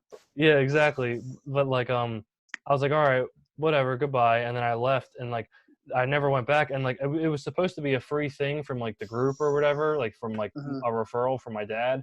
Yeah. And the guy tried charging my dad $165. He was like that was 165. I come to find out that the normal adjustment like kind of sessions, he's charging people like three something, four something an appointment. And you see people walking in, like I saw some ritzy Asian lady got out of a Mercedes. She had her little her little like workout clothes on, and she with her little ponytail, and she was like walking in. I'm like, are you fucking retarded? Like some people just have money to spend, you know what I'm saying? Well, that's what I'm saying. They're gonna find ways to spend it. There's it's gonna Yeah, sit in there and collect dust. yeah, exactly, on like silly shit. Where you could be think about it, you could be paying for your child and your grandchild's college education, but instead you're going to the fucking chiropractor. Well, they don't. Never mind. What? No, go ahead. No, nope, nope. I'm not gonna say it. All right, yeah, probably shouldn't say it. I'm If not gonna man, say it. if you say don't say it, then I'm not gonna definitely say it. don't say it. Yeah, Yeah. no, it's not. I'm not saying it. Hmm. The wine's getting to me. But yeah, man, chiropractors. I don't think I I would go don't back. trust them. I I think would never go to before one. I actually started going to physical therapy because I went to a That's the way to go. I went to a sports medicine doctor, and he said, and because I have a lot of like cracking and popping in my shoulders, and he said it's scapular dyskinesis, which basically means Hmm. that like the scapula, the shoulder blade, like the muscles in there, some of them are tight and some of them are weak. The ones that are loose are weak because the tight ones are dominant, and like they need to be like worked out for that to whatever. So I went to one physical therapy session, and I So tried is it? Sorry, I'm cutting you off, but I'm asking you. Is this because you're rounded? Your shoulders are rounded. slightly, but like I'm not like So it's I'm not like hunched over. Like I make an it's just emphasis it's to just have. slightly. It's just slightly. So then you would. I mean, I don't know how they broke it down, but what I would think it would be is. I mean, I'm not a fucking doctor, obviously, Yeah, but I do some research with anatomy and lifting weights and stuff. Is a big reason that people are hunched over, not hunched. I don't want to say hunched over, but their shoulders round forward is because when they work out and they just, and for you it might have been involuntary, but like there's more emphasis on your anterior delts. yeah, Anterior is the definitely. front, I'm right? definitely And then shoulder dominant. yeah, well, Trust me, like dude. front shoulder, anterior. There's more focus on the anterior delts rather than the posterior delts, right? Yeah, Posterior is back, right? posterior. So this is why Yeah, I'm yeah. not Your rear, okay. your Okay, your rear rear is delts and posterior. That's what I thought, but I wasn't sure. yeah, But I'm pretty sure that I mean that's a big reason. That's where he says like some of them are weak and some of them are tight. It's probably the front end is tight and the yeah, back end's weak because a lot of people when they work out are just like day to day, they lack uh the muscle movements of the rear delt and the and when you work out, especially, people hit fronts all the time. They do raises, Yeah. but they never do like Especially, reverse seated flies. They never do like actual rear delt work, and that's, I yeah. mean, and you can see when people actually like the people that actually work out and are actually like active, like you and myself. I don't know how active you've been, but even just people in general, you can judge their physiques and you see, okay, they're lacking in the rear delts. You don't have that Yeah. as dominant like seven look, like the branching out and the coming back forward and Yeah. rounding off the mids and coming up with the fronts, and there's Yeah. just a lot to it. But that's just the lifting aspect of it. And I'm sure with your body and anyone else's. I mean, just in day to day activity, it is different. And and between you working and doing your podcast, and especially now just being like Yeah. I sitting. I mean, mean, it alters it. I've been pretty lucky because my mom's garage is basically like It's clutch. is basically Yeah. an entire gym. So like I've still been working out, not as consistently, but that's definitely something like I've taken I feel like at a certain point, just between a mix of honestly slacking but also focusing on correcting things, I've taken kind Hmm. of like an emphasis off of the heavy lifting, Me too. and like, and you're right, like, I mean, really, a lot of my issues stem, like the whole shoulder and everything, I think Hmm. stems from either a hip imbalance or some issue in like my thoracic spine. But you would be right to say that, like, generally, especially I think when I first started lifting, I was doing all of the, like, front and rear like exercises, but Hmm. I think I was emphasizing a lot more, especially Well, like, because you got to think when any press, overhead, bench, yeah, any type of press that you're doing is involving.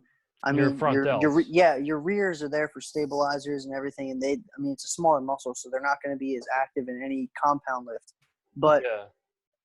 I mean, it's just natural for your anterior delts to be more active than. So I mean, anyone that doesn't overemphasize the rear delts, or doesn't, or has bad posture. I mean, it's just as simple as that. I mean, you just sit Yeah. down. I have bad posture, and I train rear delts, but I still have Yeah. bad posture, and I notice it, and I kind of round out my shoulders a little bit. But when I'm working out, I try to avoid it. It's just Yeah. it's hit or miss. I mean, it just comes to the point where it actually inhibits your ability to work day to day, and it's actually bothering Yeah, it's funny because, like, on my right side where I don't have as many problems, you. Mm-hmm. um, my Well, trap, what side do you sleep on?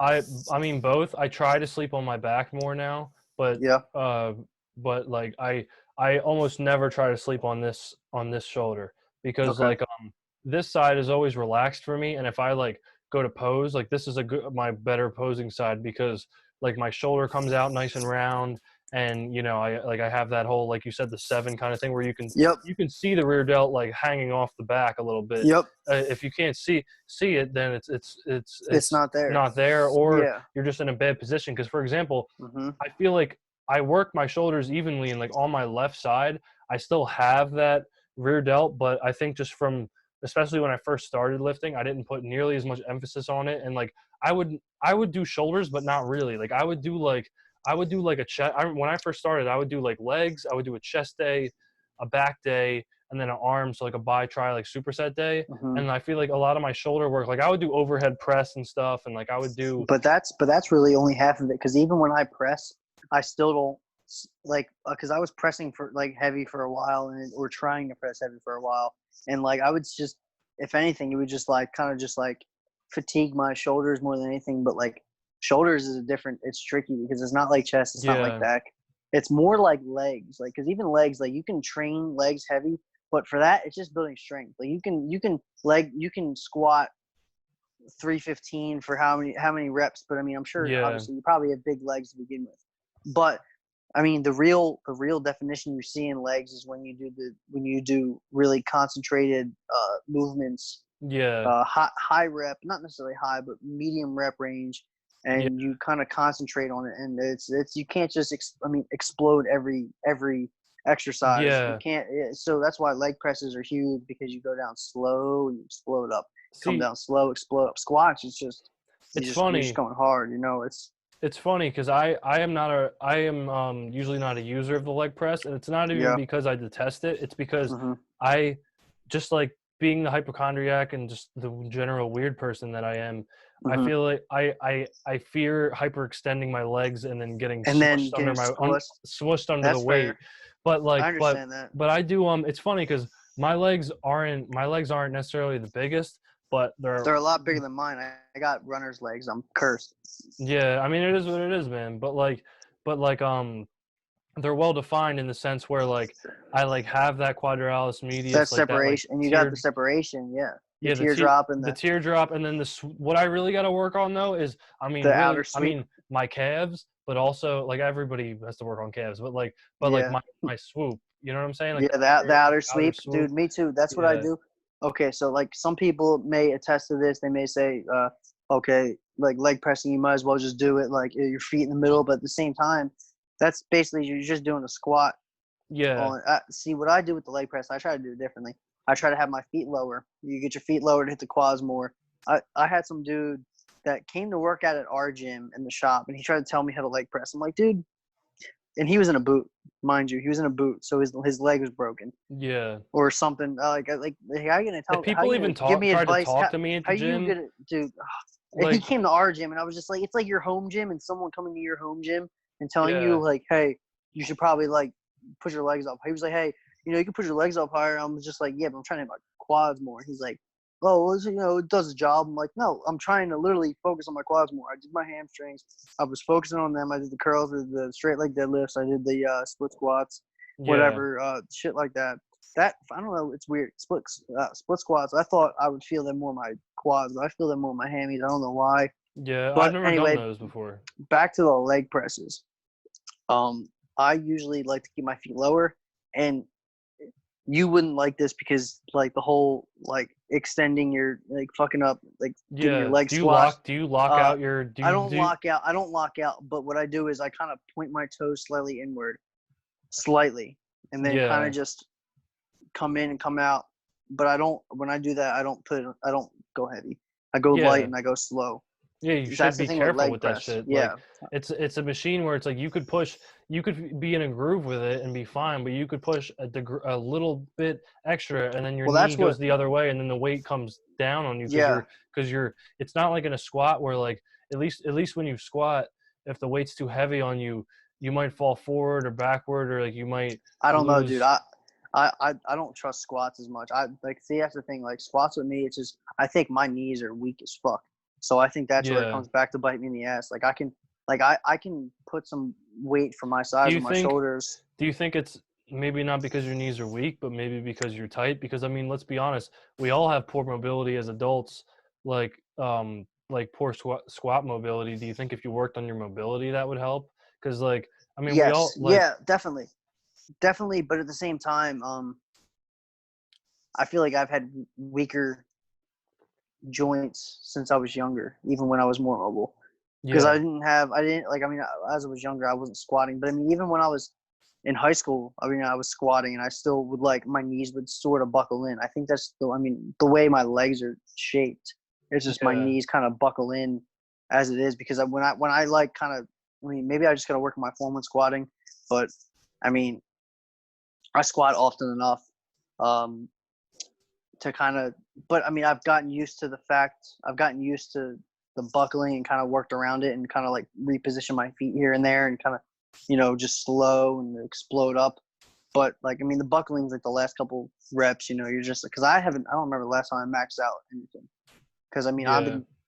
I never max out. I I haven't, mean, I, like I'll I try don't, with, that's the thing. It's like, I don't understand. I don't know how strong I really am though, too, yeah, I know what you you mean. know? I don't know what my top like. Put it this way, like sometimes I'll do squats and like I'll like even if I do a set of like 4, maybe another time I've done that weight with like 8 and like I feel, Yeah, it changes set to set, like how you exactly. feel. And like but also it's like I don't even if I'm with another person, I'm not trying to put an absolute 1 rep max on my back, Like I have Yeah, enough problems with yeah, my back as it is.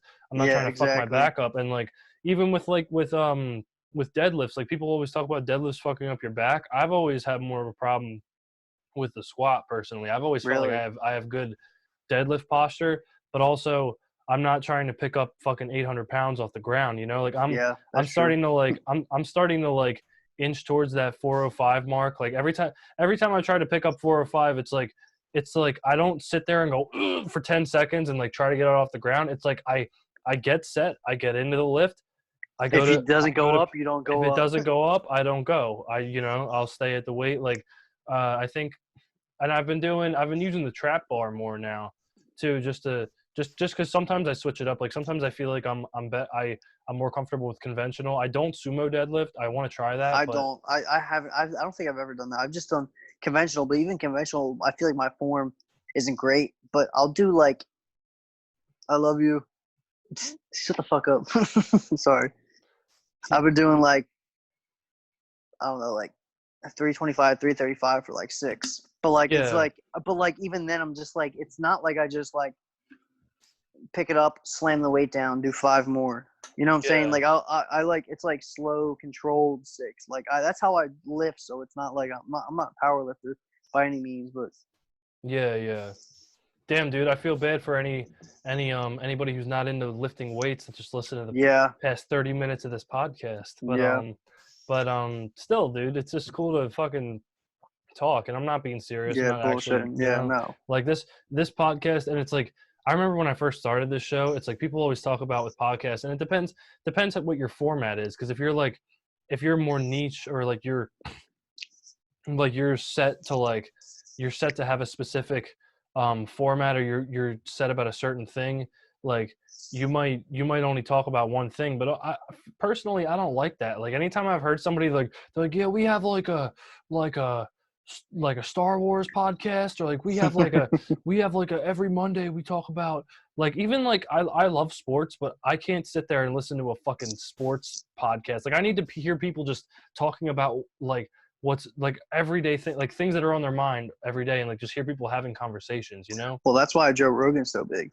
because Yeah, he blew up he's because he relatable because he's changes just talking. yes, because he changes. I mean, even within like, when he has Neil deGrasse Tyson, they'll talk about science for a while, but then they'll talk about bullshit, or he'll talk about someone with his friends, with his guys like Brian Callen, Tom Segura, and fucking Yeah, Joey Diaz and Brendan Schaub, and they'll just bullshit, but then they'll get into some shit, and you're just like, oh damn, or he'll bring someone for just in general, he'll bring someone on for like a specific subject, and he'll have notes, but then they go off yeah, topic, and then they just rant, and then it's just how it is. yeah, and people enjoy it. Like I don't understand. It's like why people like to put this rule in people's minds, like, oh, like if your show doesn't have a niche, like it's not going to do well. But that's because everybody's trying to do well in fucking 10 episodes, you know? Mm-hmm.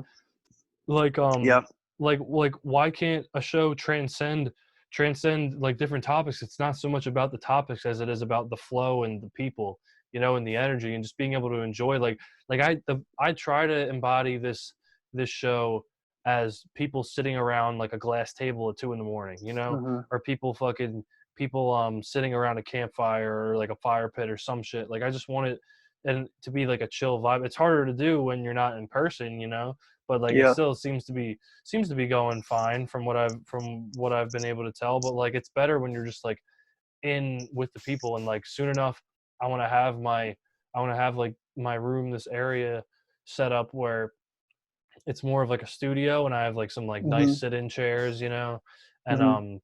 and it would even be cool to do, like I did a couple episodes ago, I did a podcast with Dom Fargnoli, Yeah. and we were talking afterwards, and he was saying it would be cool, like if we like went into like a trail and like fucking like ate a bunch of edibles and like went hiking, and then and just like Just recorded fucking it. sent it. Yeah. Yeah, like that, like just to be like just to be like just to be like in like a flow with people. And like I think that's really why I love doing this. And like you were talking about earlier, how like sometimes like you go to your job and you hate the job, but you love the interaction with the people, and you love like Mm-hmm. the relationships you build. Like I think that's honestly why I've been like, because at first I kind of leaned into writing, and like I still like writing. What I want to do like But is very, you lose that interaction with people, and it's yeah, just, I it's mean, still look at it now, everybody's quarantined, nobody's going out, everyone's wishing they were out, but I yeah. bet your ass probably 4 or 5 months ago everyone was just sitting at home Yeah, for real. Majority of people not going out. I mean, it's just how it is. And But now at the that same people time, can't go out, they want to because somebody yeah, told them they can't, you know? yeah, exactly. Well, that's how it is. And going back to what you were saying about the niche thing, um, it really goes down to, I mean, honestly, like, picture yourself. You know, you enjoy what you enjoy. People look Yeah. up what they want to look up. They watch what they want to watch, and they don't. The majority of people, they don't stray away. They don't watch Yeah. some dude that talks about the same thing for a while. And I think it comes down to just interests. You know, people are interested in Yeah. certain things, and it definitely goes back to, you know, kind of like that cult following, I guess you could say, where you Mhm. get a niche and you get a little following. That's where it's more steady, but it's not as exponential. Like Yeah. the growth isn't there because people in the long run will see where they understand, they see your topics, they're not saying all over the place, but like in a good way. You know, they Yeah. range. So you're not one track minded, because I feel like that gets old and that fades out. And you have a certain amount of followers, you have a certain, they'll stay loyal for a while until Yeah. until they jump on the next train and they find the next person who's hot, or not even Yeah. who's hot, but they But just just they it brings something like. different. They bring something different to the table, and they are interested in. And that's the majority of listeners to normal everyday podcasts, whether it's science podcasts, history podcasts, fucking everyday shit, but in a different field, Yeah. medical, anything, writing, uh, Yeah, man. literature. I mean, it's just even lifting. People are drawn to a certain aspect, and that's the majority of people. Very few people can be as successful as Joe Rogan has been. I don't know many others. A lot of them are comedy based. Some of them are MMA. Like his friends, they're all in that same Yeah. That's the arena thing. controversy. But then, You could say that field, if you wanted to call it a niche, was like comedy or like whatever, but like they talk about the thing that really comes down to is they do the show they want to do, you know? And I'm not saying that one is better than the other, because no, somebody might want to do an extremely specific niche show, but if it's what they want to do, they'll do it, and as long as they keep doing it, people could say the same thing. Oh, that might not get that might not get a lot of views because like only certain people, like, who wants to hear about that all the time? But like if that's what they love to do, they'll keep doing it. And if you're the biggest thing, it's like with working out, it's like with anything, it's being consistent. If you yep, can be consistent and consistently bring people your best shit, then they will appreciate it, at some hmm point, yep. like. And I mean, there's another thing. I mean, obviously we're young. Fuck. Yeah, When did Joe Rogan start his we're young podcast? It bucks. was after. It was after Fear Factor. He was probably like 40, I 40 think he years old. started it. Fuck. Because he was. I mean, he wasn't young, but I it want to was say like like 10 years 2008, ago. 2009. Like I want to Yeah, say and that it's was been like 12 years ago. I want to say it's been a decade, maybe a little over a decade. And he's 50 now.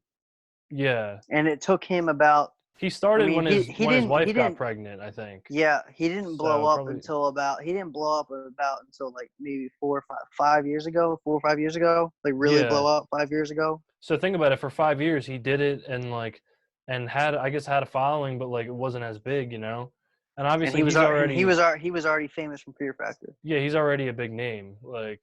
He was already a comedian. He already had plenty of his name out there. So that's the thing where it's like, if you're not going to be a niche thing, you kind of have to. I'm not saying you have to, but you kind of have to branch out and get your name out there, In other and then ways, yeah. you be a name that you're followed, because it comes down to the fact that, I mean, Yeah. niche followers, they're gonna have a little fan base. They're Yeah. gonna have that little. They're gonna find their way in every social media. So if you're, that's the easiest way to get successful, but it's Yeah. not sustainable. And the biggest thing with anything is sustainability. Whether it's your diet, whether it's your lifestyle, whether it's the way you treat your partner, the way, I mean, Yeah. anything, just anything. Your habits in life, are they sustainable? And you got to ask that question. If they're sustainable, then they Yeah. work. But it's just, And if this is like, and it's not about income, it's about what you enjoy doing. I mean, because if you exactly. have your income, then that's one thing. If you enjoy doing what you're doing, then that's the most important thing. Yeah, man, And that's absolutely. pretty cliche, but I mean, You know, it's just what it boils down to. Because I'm working. I don't mind working. My thing is I hate being just inside. I like working. I like getting my Yeah. hands dirty. But like the thing is, like, I'm not stupid. I'm not the most mechanically inclined person in the world, but I don't love what I'm doing, but I do at the same Yeah. time. It's I know because what you mean. I'm not used to it. I'm not used to it, and it's just, you know, you just gotta do something you're uncomfortable with every day, and you'll get better. Yeah, man, and it's cool to pick up different like valuable skills and like, you know, even if it's like not the thing that you're like, this is my favorite thing to do, like just to like have that skill, you know, and like challenge yourself in a different way. Well, that was my whole mentality joining the Air Force. Because I mean, like, not the mentality joining the Air Force, but when I got introduced to this career field, Yeah. aircraft maintenance, I was like, that'd be a good trade. I mean, maybe I can work on cars a little bit. I mean, like, I'll not through the job, but, you know, I'll meet people. A lot of them work on cars, and a lot of Yeah. fucking people work on cars. They're mechanics. They know shit. They know what they're doing, and that it's, you know, it transcends stuff like that. Transcends trades. I mean, I could use this job anywhere. I really could, but it's not about that. It's about just getting the experience, getting your hands dirty, and just learning as much as you can as possible. Because the more life, okay, I'm gonna go down my little spiel right now. Yeah, So man, here we go. Here we go, life folks. life isn't about it's not about being the best. I mean, because you're never gonna be the best at what you do ever. There's always gonna be someone ahead of you. There's always gonna be someone more money, better Yeah. looking. It's whatever. You know, you can't chase that. But what you Can't can chase is you can't compare yourself to other people, man. exactly. You can chase the knowledge. Um, there's always gonna be something to learn, and the best way to set yourself up for success is to just learn it. You just gotta Yeah. keep grinding. I mean, you can't be comfortable with knowing what you know. I mean, there's always something to learn, whether it's mechanics or uh, engineering or just fucking landscaping or, you know, anything, writing, podcast, Yeah. anything. There's always something to learn, and that's the only way to get better, because you're not gonna. I mean, you can work out all day and just every day, and even if you just do the same thing every day, and that's where consistency is key. But at the same time, you need to I can't speak English right now. You need to be consistently growing. Yeah, That's the man. way. Like you can't be You just always got to be moving forward. You can't be consistent and complacent at the same time. You need to be consistently growing, because you can be consistent all day long and not seeing any progress. You just need to be progressing in whatever it is. You know, wake up 5 minutes early every day. You know, just get 5 more minutes of sleep every day. Whatever you see fit. Read 10 pages a day. Yeah. Make an extra meal a day. Make one less meal a day. You know, it Yeah, depends whatever on the you got to person. do. But I mean, ask people questions. Ask questions, because no one no one who knows what they're doing Yeah. is gonna harp on you for asking a question. Yeah, That's man. one of the biggest things I learned from being in the job that I am now. People that really know what they're doing and are the experts, they Yeah. want to know where you're at. So I mean, You know just you know ask why? questions, Because because they ask questions and that's why they're experts. Mhm, You know, they know how to learn. And like a point I wanted to bring up is that not only it's great to learn externally and, you know, bring in these new skills, this new knowledge, these new things, but also I think it's really important, and a lot of people underemphasize or just don't even think about asking yourself questions and becoming introspective and doing spiritual work and like learning yep, internally, you know. Like there's times where, and it might sound cliche or whatever, but sometimes I'll smoke a bunch of weed and I start just sitting thinking about myself, and like I'll think to myself, I'll be like, why did I act like this yesterday? Or like, hmm why am I doing this? Like, I don't like, not so much like I don't like this about myself. Like I'm down on myself, because I'm not, hmm I feel confident in myself and I feel happy, but well, like that's where being able to be self-aware and see, I don't like these things about myself. You know, I think I want to change them, you know? that's where self doubt kind of plays in, and I definitely doubt myself a lot, Yeah. especially in this job where I'm like surrounded by people that know what they're doing mechanically and are they're mechanically inclined, and they just they get it with their hands. But it's just a lot of shit with the job. You're surrounded by a lot of people that know a lot, but then there's a Yeah. lot of people that don't know a lot, and you kind of start realizing like, oh, a lot of people don't know a lot. So then Yeah. that kind of just like, whoa, kind of calms you a little bit. But the self-doubt thing, like, I understand the introspective 100%, but there's got to be a time where people like the big thing is separating introspective thoughts and self-doubt, because introspective thoughts can lead to self-doubt. Yeah, because absolutely. because because I'm an introspective person, and I've had points where I'm like, wow, I'm a piece of shit. You know what I'm saying? Like Yeah, yeah. those thoughts are like that kind of. Bless you. Sorry to anybody who has headphones in, Yeah, but thank you. but they the deep thinking kind of gets to you, because you're at a point where, one, either you're alone or you're just in that mindset that you're alone, and you Yeah. start thinking, and it starts getting to you, and then it starts negatively reflecting yourself and your self-image, and then that Yeah. may take a while to build up, but it takes acts of, stepping out of your comfort zone, as corny as that sounds. But no, it's true. If you're doing, you got to do something you're uncomfortable with every day. Just Yeah, one absolutely. thing, or else you're gonna be the same person you were yesterday. And Yeah, that's, man. I'm sure that's everybody's biggest fear.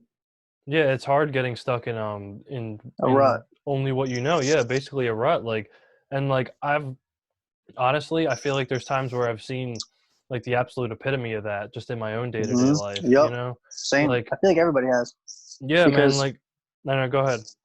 it's so routine. You get caught up in everyday life, and you just think, okay, this is how it's gonna be for a while. Uh, you just get used to it, and you get used to going to work. You get used to doing your thing. You get good at it. But the thing is, you get good at it, and then you're just kind of like, okay, like I was looking forward to getting good at it, and now you're good at it, and you're like, all right, What do I like do this kind now? of this kind Like, of sucks. It's like what, yeah, it's like you just gotta find something to push yourself. Whether it doesn't have to be in work, it's gotta be just just new just in just stimulus. in your We everyday life, you Yeah, know. as humans, we always need new stimulus, you know? Mm-hmm. Like it's like same thing like just I mean really with being inside, obviously like naturally we're supposed to get sunlight and we're supposed to be outside. But Yep. like it's like even nowadays thinking like all right, like we're sitting in quarantine, it's like inside is what you've been seeing and what you've known for so many days and just like for most people a lot in general, but just being Mm-hmm. able to get like once a day when you get to just like even if it's just once a day when you get to go out and just like just get vitamin D to hit your skin, it's like Mm-hmm. that new stimulus that just kind of brings you like it just brings you to fresh life, you know? Like when Well, like that's. life when life gets stale, that's the fucking worst, you know? Like Mm-hmm. bread could get stale. I don't give a fuck, man. I like bread, but like it's less bread, probably better I don't eat it. You know what I'm saying? Yeah. But Exactly. when life gets stale, it's a slippery slope because it really comes down to how you react to it. Because like I kind of want to come back to the point you brought up about the difference between introspective feelings and self doubt, Mm-hmm. because um I think it's really important, especially when you've been through the ringer, because when you're feeling a lot of emotions and like you're down on yourself or like whatever, it can be hard to accept things for what they are, Mm-hmm. you know? But like, I think it's important to be really practical and honest with yourself. And if you suck at something and it gets on your nerves, but you try to tell yourself you don't suck at it, or if you whatever, like, or if you're having problems because like you suck at, you know, whether it's listening or doing your job or whatever, and it's affecting your relationships, your career, whatever it is, like, you have to tell yourself, I suck at this. Like, you have to be able to accept that to get better, you know? But I If but I you really think the want to hard. be better at something. I agree, but I think the hard part is, and this comes in to a lot of people's egos, is the fact that they suck at something, Yeah. rather than owning up to it. And it's like, even me, it's just like I try to be as humble as I can, but I hold myself to high standards. So the fact when I tell myself that I'm bad at something, it hurts. I mean, Yeah, it gets to you, man. it does get to you, and it's a lot harder than the cut and dry. Just like, you got to tell yourself you suck at something, you got to get better. Like, it's not all that. It's you really got to like think about what you want, and it all goes back to the whole thing with the career and all that shit. It's like, I mean, if it's something important, obviously you want to get better at it and you need to Yeah. focus. But you know, it's all easier said than done, staying positive, blah, blah, blah, all that stuff. I mean, it's great. You need to stay positive. You need to wake up with a smile on your face. But at the same time, when you have a voice inside your head that's telling you, you fucking suck at this, you're going to go do this job, but you're going to do a shitty job. That's not, Yeah. You're you're not already waking in your up. head. Yeah, Like, exactly. So, I that, mean, this is for all my overthinkers out there. yeah. Yeah, just, I don't know how to say it. I mean, it all depends on yourself. You just got to, all it takes is one person to say something good about you, about your Yeah. personality, and then you just kind of like, whoa. Yeah. Because it's just like you're so focused on that one thing, but nobody else is. Just you.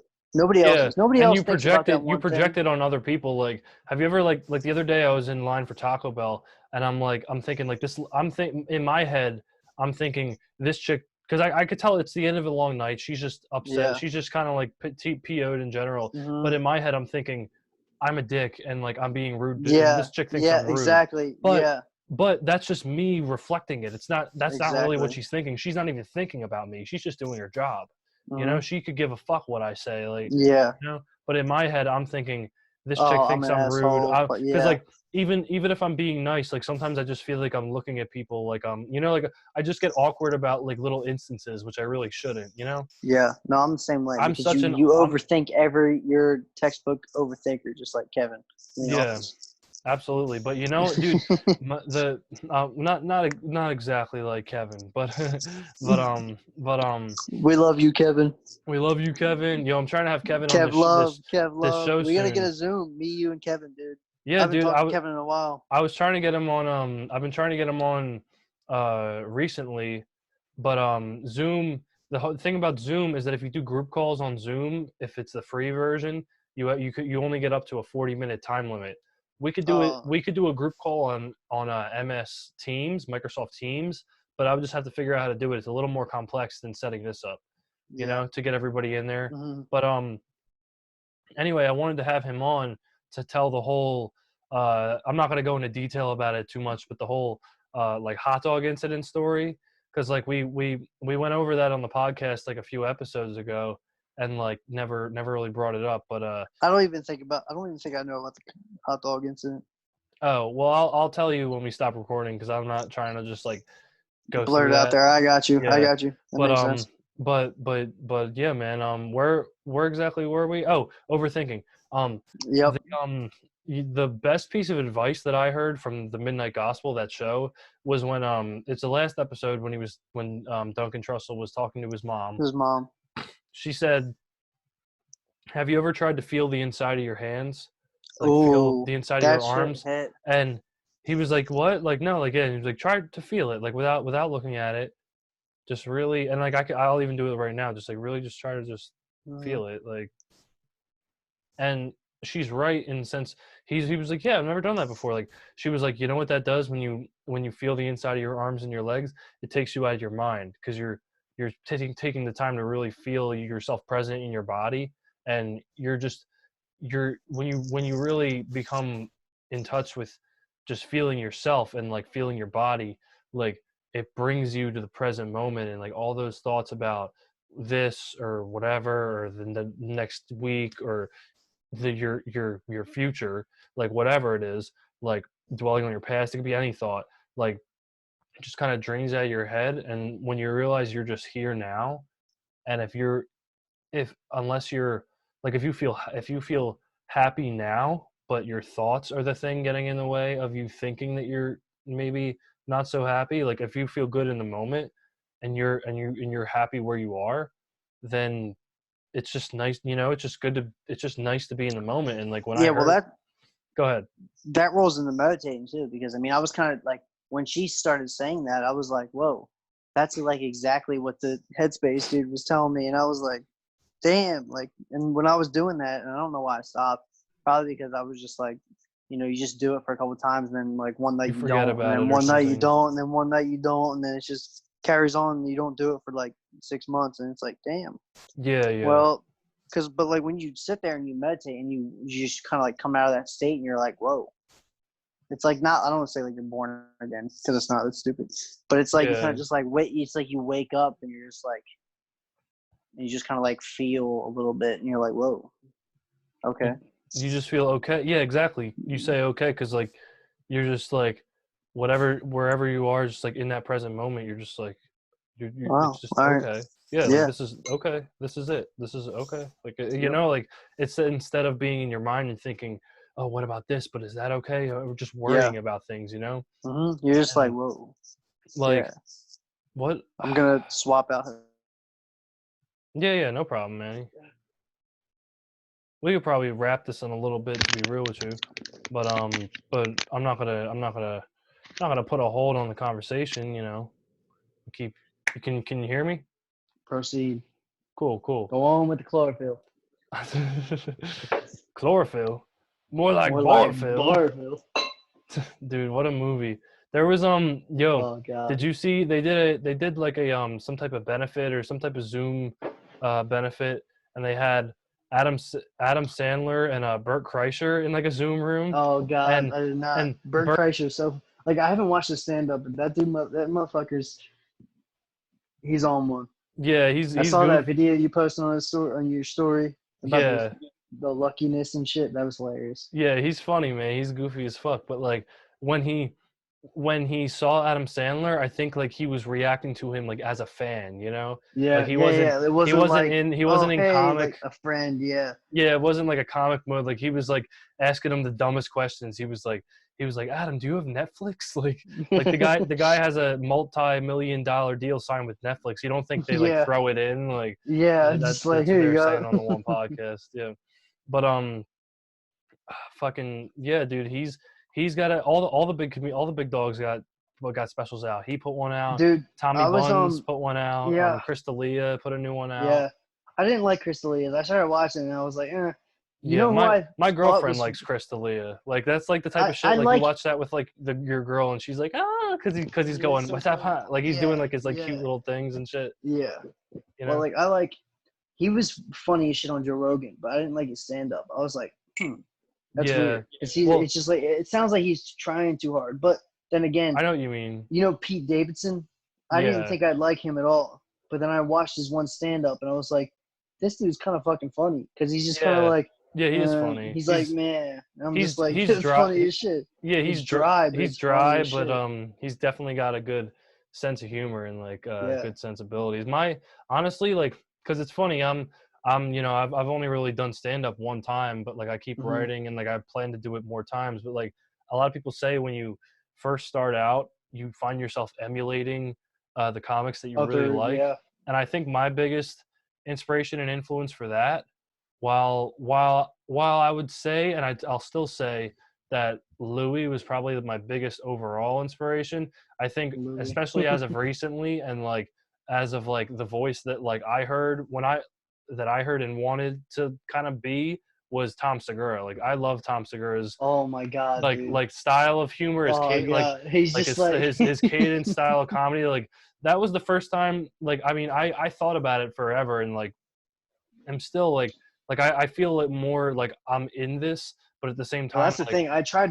I was watching Tom Segura and then I tried to watch Crystal Lee and I was like, that's not the yeah, same. It's just like, I don't know. yeah, it just doesn't correlate the same. It's No. different styles of comedy, and like Chris D'Elia is more like he blew up like back when Vine was coming out and stuff, just around that Yeah. time because he was like coining like Doing the catchphrases. band. Yeah. Yeah. Yeah, Pull up in the Ford Taurus. yeah, You got way too many napkins. Yeah. All that kind of shit. Yeah. yeah, But I mean, he is funny. He's not like unfunny, but it's just like I yeah, couldn't sit through a whole thing of him.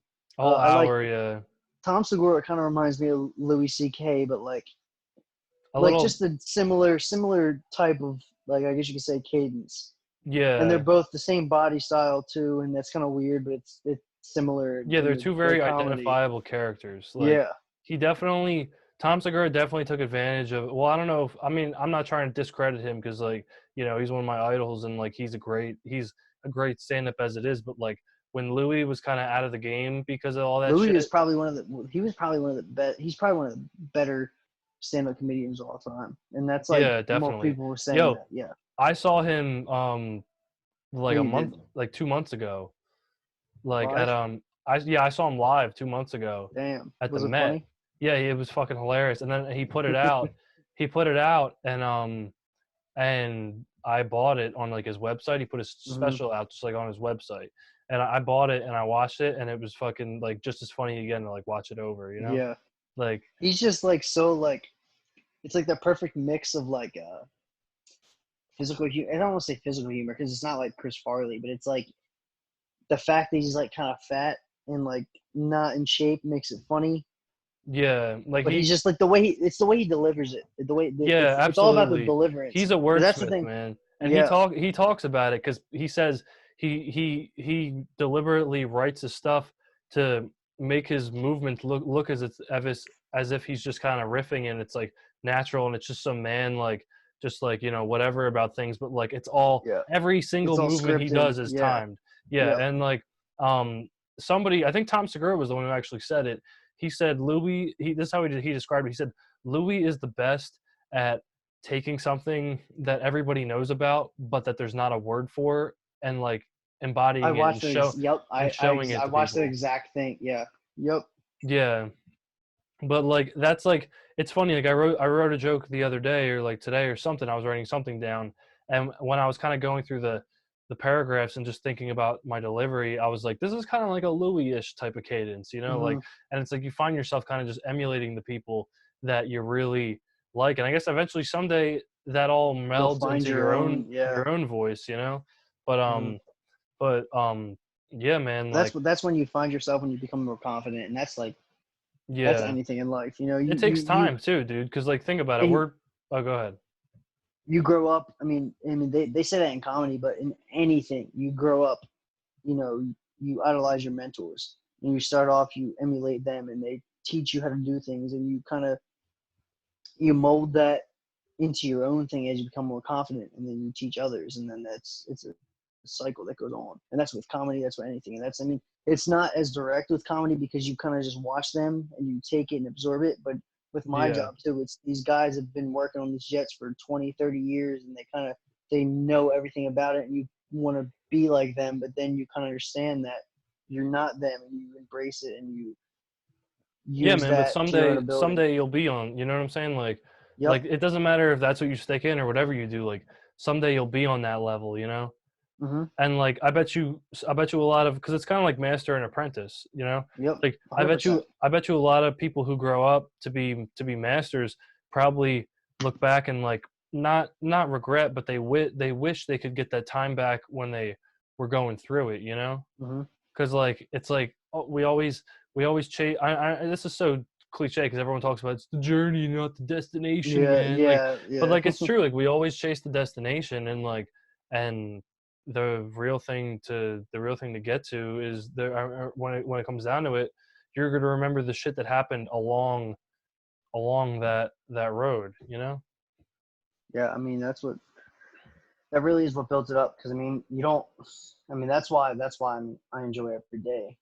Is what it is. Because I mean, people say, "Oh, you're taking the moment." That's just as cliche as the journey and the destination shit. You know. Yeah, But it really is true. You just gotta enjoy it while it's happening because it's not going to be there forever. Because by the time you get to the destination or you don't get to the destination and you're trying this whole time, you're going to look back and be like, damn, yeah, I put in man, a lot of work. It's just like, it's dude. just how it is. You Like just, billionaires kill themselves every day, and like it's like I'm not trying to discredit you know billionaires. Yeah. like being like making your livelihood, even if you're not if you don't love it, just making a bunch of money, but like at the end of the day, like if somebody's on their deathbed, they're not going to be thinking about like they're not going to be thinking about their investments for next month or quarter or whatever, like some bullshit. They're going to be thinking about like the people that were in their lives, because at the end of the day, we're social creatures and we create this huge infrastructure to fuel our priorities elsewhere. But like at the end, but like we should be focusing on the immediate people in our lives that like actually Yes. care for us. Because like if somebody, it's like Well, you that's, could that's how, no, go ahead. are you sure? or actually, I'll finish my thought. But Yeah, like, you gotta um, finish. Yeah. you could, you could do this amount of work or whatever for any company, and like they could pay you whatever, or like, or I'm saying you could like own your own business and like, make this amount of profit putting in time with these people or whatever. But like, if you don't take the time, and maybe some people are different. Maybe some people feel like, no, I can be fine alone, whatever. But like, if you don't take the time to put energy and time and love into the people that really do care about you, like you're just going to regret that later in life and like look back on your deathbed and be like, man, I really wish I would have spent more time with that person. Or like, have you ever had somebody die like in your life and you think to yourself like, I should have spent more time with that person, you know? Yes, 100%. And that's where it comes back to. I mean, because we're still young and we're still, I mean, but you never know because not every day is guaranteed. Yeah, absolutely. But but that's just a little side note. But I mean, you got to think those people that were making billions of dollars. I mean, they're not things you think they're not thinking about their stocks and blah blah blah. I mean, I'm sure they're thinking about their family, but if they were really thinking about their family, they would have spent a lot more time with their family rather than trading stocks. And that's Yeah. where the kind of like the middle class, upper middle class, anywhere from that range, they kind of. I hope they understand that it's not about money. I mean, nothing is. It's not about power. I mean, that's not what life's about. I mean, uh, anyone that understands, It's about the clan, man. I'm not saying the clan. it's about your family. I mean, like any is any job that you could get really worth your family? You know what I'm saying? Yeah. Like, is that No, I job? guess not. I don't want to be cliche, but like that one client or that one job at corporate or whatever, is that worth losing your family over? Like, Yeah, to some if you do people, that, it is it in the is. But moment at least, until they realize that they lost everything, that they lost it. and Yeah, then yeah, like people sit I and mean and people that's sit. just I go, uh, that's sorry. uh, uh, uh, uh, go But ahead. My bad. that's just the I mean that's just the I don't want to say capitalistic mindset. It's really not because it's not what capitalism is. But I don't want to get on a spiel on that. I want to get on a spiel of caring for each other and caring for the people that you're around.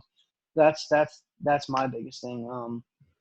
Showing love to the people that you love and uh, enjoying, knowing that you enjoy their presence and just letting people know that you're important to them because not everyone's going to be there. I mean, something can happen to anybody, any second, Yeah, man, for any real. second.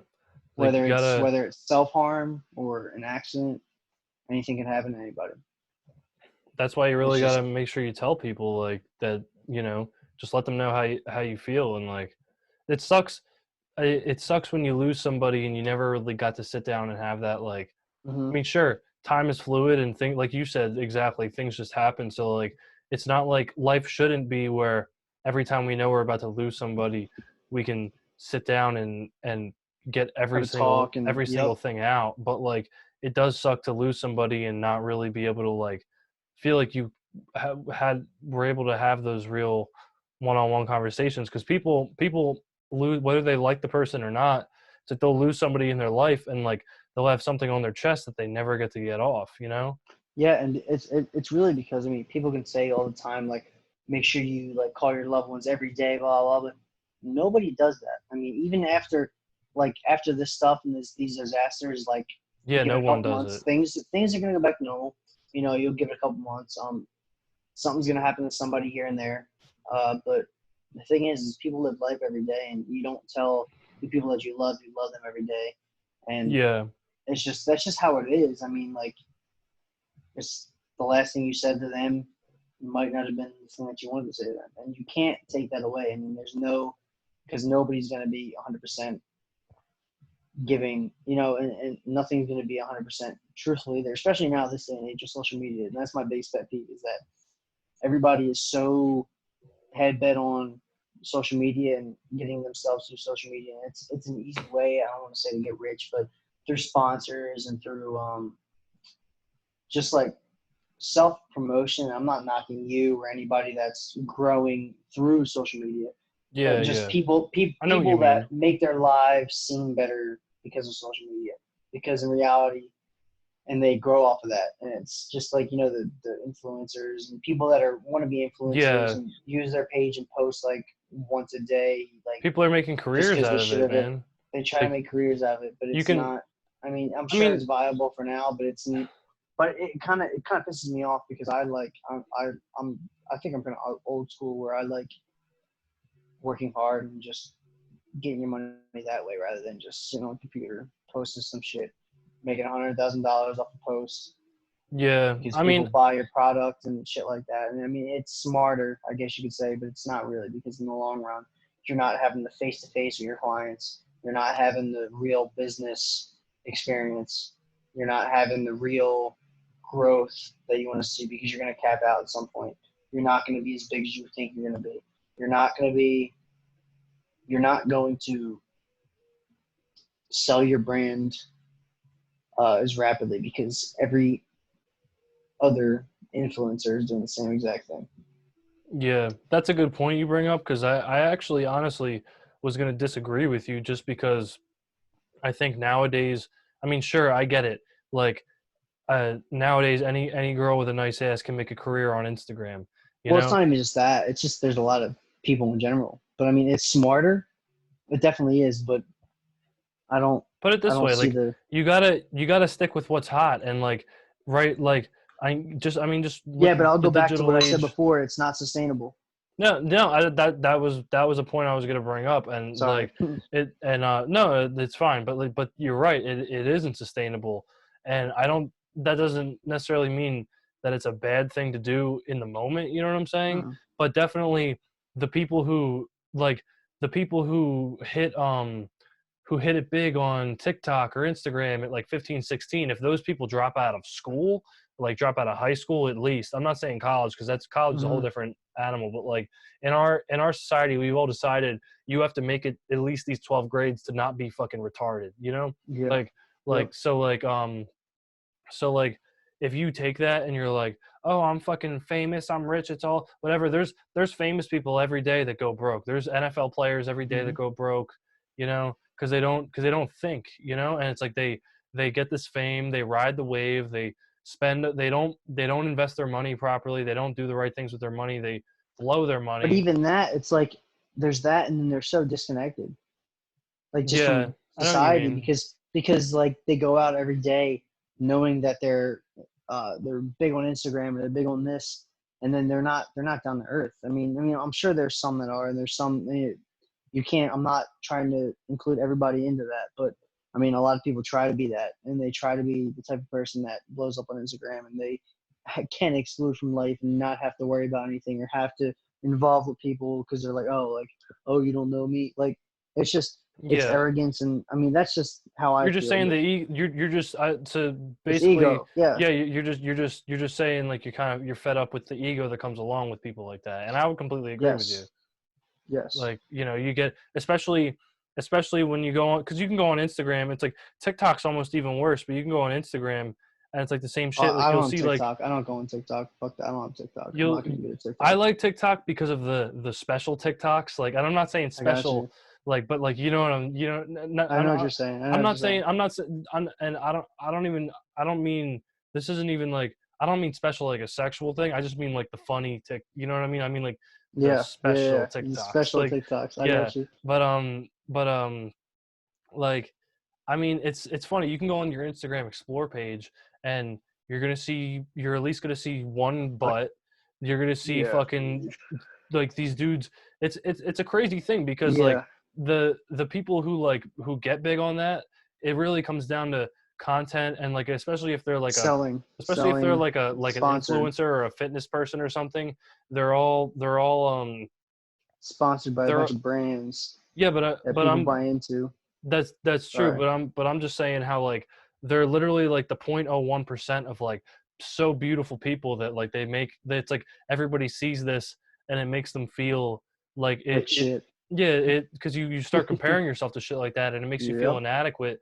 But you have to Yep. think like life comes with a whole big bundle of factors. Would you rather be well-rounded or just be one? And I'm not saying well-rounded in like career and like whatever, because you could have one passion and just get really good at that one thing and be like, fuck all other things because I don't give a fuck about that. But I'm just saying in general in life, would you rather be well-rounded or would you rather be fucking drop dead? You're some chick, drop dead gorgeous. You could fucking fuck your way into any. I'm not trying to just say chicks do this because guys do this too, but like fuck your way into any house or like fuck your way into like any deal or fucking like you know like you're just like all your opportunities come to you because of you like your I guess like your attractiveness and your appearance, you know what I mean? Or like I mean that's one specific example, but just like anything, it's like wouldn't you No, I rather be agree well 100%. rounded in life? Like I agree 100% because I'll go back to what I said before is where I don't know if I said this exactly, but I love when people like when people tell me I'm a good person, that mhm. hits a lot harder than when someone says I look good. You know what I'm saying? Yeah, I know what Like, you oh, mean. you look good. Like, I mean, I do enjoy like Everybody saying like, likes oh, you that. look good, Yeah, but it's like ego for that, strokes. it's more like the hard work. For me, that's what it is. It's like the hard work you put in. But at the Yeah, same yeah. time, I'd rather be told that I'm a good person and that I because that's genuine. It's down to earth. Yeah, yeah, I know what you mean. And like I do know what you mean like when somebody compliments you on like whether it's your physique or like something you're doing or anything, like it's nice to have your hard work recognized, you know? Hmm. And fucking yeah. I think I'm about Yeah, ready to wrap, Manny. I'm not gonna lie, my yeah, brain's a little me too, fried. But we me too. this has been a great fucking show. Yeah, it I mean, was, obviously, dude. you know, you're welcome back on at any time. Hell yeah. I don't know when you're gonna be back in New Jersey, but we could even maybe set up like once this Maybe a Corona shit's while for over. now, dude. Yeah. Yeah, like we could set up a whole like in person thing. We could have the boys, you know, Hmm. do a fun show. But dude, yeah, thank you so much for coming on. This has been fun as hell. Hell yeah, dude. I appreciate it every time, man. Yeah, man, this has been a great experience. It's nice that like I never really wanted to do the Zoom stuff before because like I always feel like at the end of the day, I should prioritize the in-person stuff. But I'm not gonna Hmm. lie, some of the episodes I've done over Zoom recently, I don't know if it's just because they're newer and I'm getting better at this, or just because whatever. But like they've been some of the best episodes I've had. You know, like they've been Yeah. really receptive and cool. And yeah, man, I'm glad you were able to come on. This has been a great show. Yeah, I appreciate it, man. It's been awesome. Cool, awesome. Love So talking to you, dude. yeah, man, it's nice to have friends that you can have deep conversations with, because like, or just not even deep. I'm not trying to say like, oh, we're deep, but like You're have, deep. but have like a just to like sit down and A like solid, really yeah. talk and like really lay something out and like Without examine having it. to go back to high Like school memories. yeah, like exactly. Yeah, dude, I like that's fun and everything, fun and games and shit, but I do kind of hate that because like especially early on when you're sitting there with your high school buddies, it's like that's what you revert to because like sometimes some of our friends, I'm not going to say who because they're going to get butthurt probably, Yeah. but you know who you are if this is you. Yeah. I love them to death and shit, but it's like you could never sit there and like really talk to them about something, you Yeah. know? Like they like it's like they just want to talk about fucking uh sports or this or that, and I'm just like thinking I'm like what like dude, let's fucking talk about life. Like I want to talk about Yeah. life, you know? Yeah. I want to talk about the real shit that comes with it. So many people get caught up in like they don't know how to process or they don't know how they should feel about their feelings. They almost feel like I think it They comes down to shouldn't how feel people it. are it comes down to how people are raised, I think, because if you're Yeah. raised in a household, even if you feel muted in your household, like if you're still raised in a household where um, feelings were volatile and vulnerable, then it makes it easier to really speak about real world subjects. But if you're raised in a house where you're brought up to know, like, you know, we don't talk about that, we stay very linear, you know, like there's a difference. Hmm. Like, I mean, you could have a dad who says don't act like a pussy, but there's a difference between a dad who says don't act like a pussy, but he'll actually like talk to Listen to you you. Yeah. and like Well, that was like my situation. yeah That's like my situation. My dad will hear anything I have to say. Same with my mom. But he's yeah like also like, don't fucking cry, you little pussy. Same yeah shit. It's just like like don't be don't a be a little bitch, but at the bitch. same time But like like at the same time, what's going what's up? on, you Yeah. know? Like Like yeah. you can't just be like there's some I feel bad for people who grow up in houses where like and sure to an extent like it's always like that with parents because there's always like a comfortability, like there's always like an awkwardness with parents, but Yeah. I feel bad for people who grow up in houses where they couldn't even like show or like think freely or show how they're feeling because like Mhm. if they say anything that's out of order, it's like they're like either their parents avoid it or they get punished for it, you Yeah. know? I feel bad for people who really don't have the the space to live with a family and like freely think, you know? Like That and the other way around too when they're babied, because when they're babied, they're spoiled, and that's what I've encountered most in the Air Force. A lot of people that are spoiled and think they're entitled to everything, and that's what pisses me off, and that's what causes me to work harder. so you That's see just that in my the Air Force a lot. I find that pretty interesting yes, because people yes. generally think that, you know, those who enter the military are, you know, in fact are like the opposite of spoiled, are humble and like Well, are I think every doing other, a I think service. most of the branches. Well, the thing is here. I mean, I have bless you. Thank you. I have a good core group of friends that are not that, but I experience a lot of people that have been spoiled, and you can tell they're spoiled by the way they act. And usually the parents are separated. And I'm not saying anything bad about that, but usually that plays into them being spoiled. Yeah. Because it's usually one parent trying to express Try more love than the other, and trying to, I guess, I don't trying want to to say win them win, trying over. to I don't want to say win win the them over, yeah, no, but absolutely. it is what it Trust is. me, I have experience in Yeah. this field. It's Like definitely I've said that before, but someone corrected me and said, no, not win them over. I'm like, that sounds a lot like what it is. I mean, they're no, trying to, it they definitely can like, come down to winning them over and like you know, it really comes down to if you buy into that. Because yeah, personally, I'm just saying like and it's funny because I said we're gonna wrap the show, but fuck this, we're going with it. yeah, Um yep. I like I'm going in the dark. nice, that's cool. Hold up.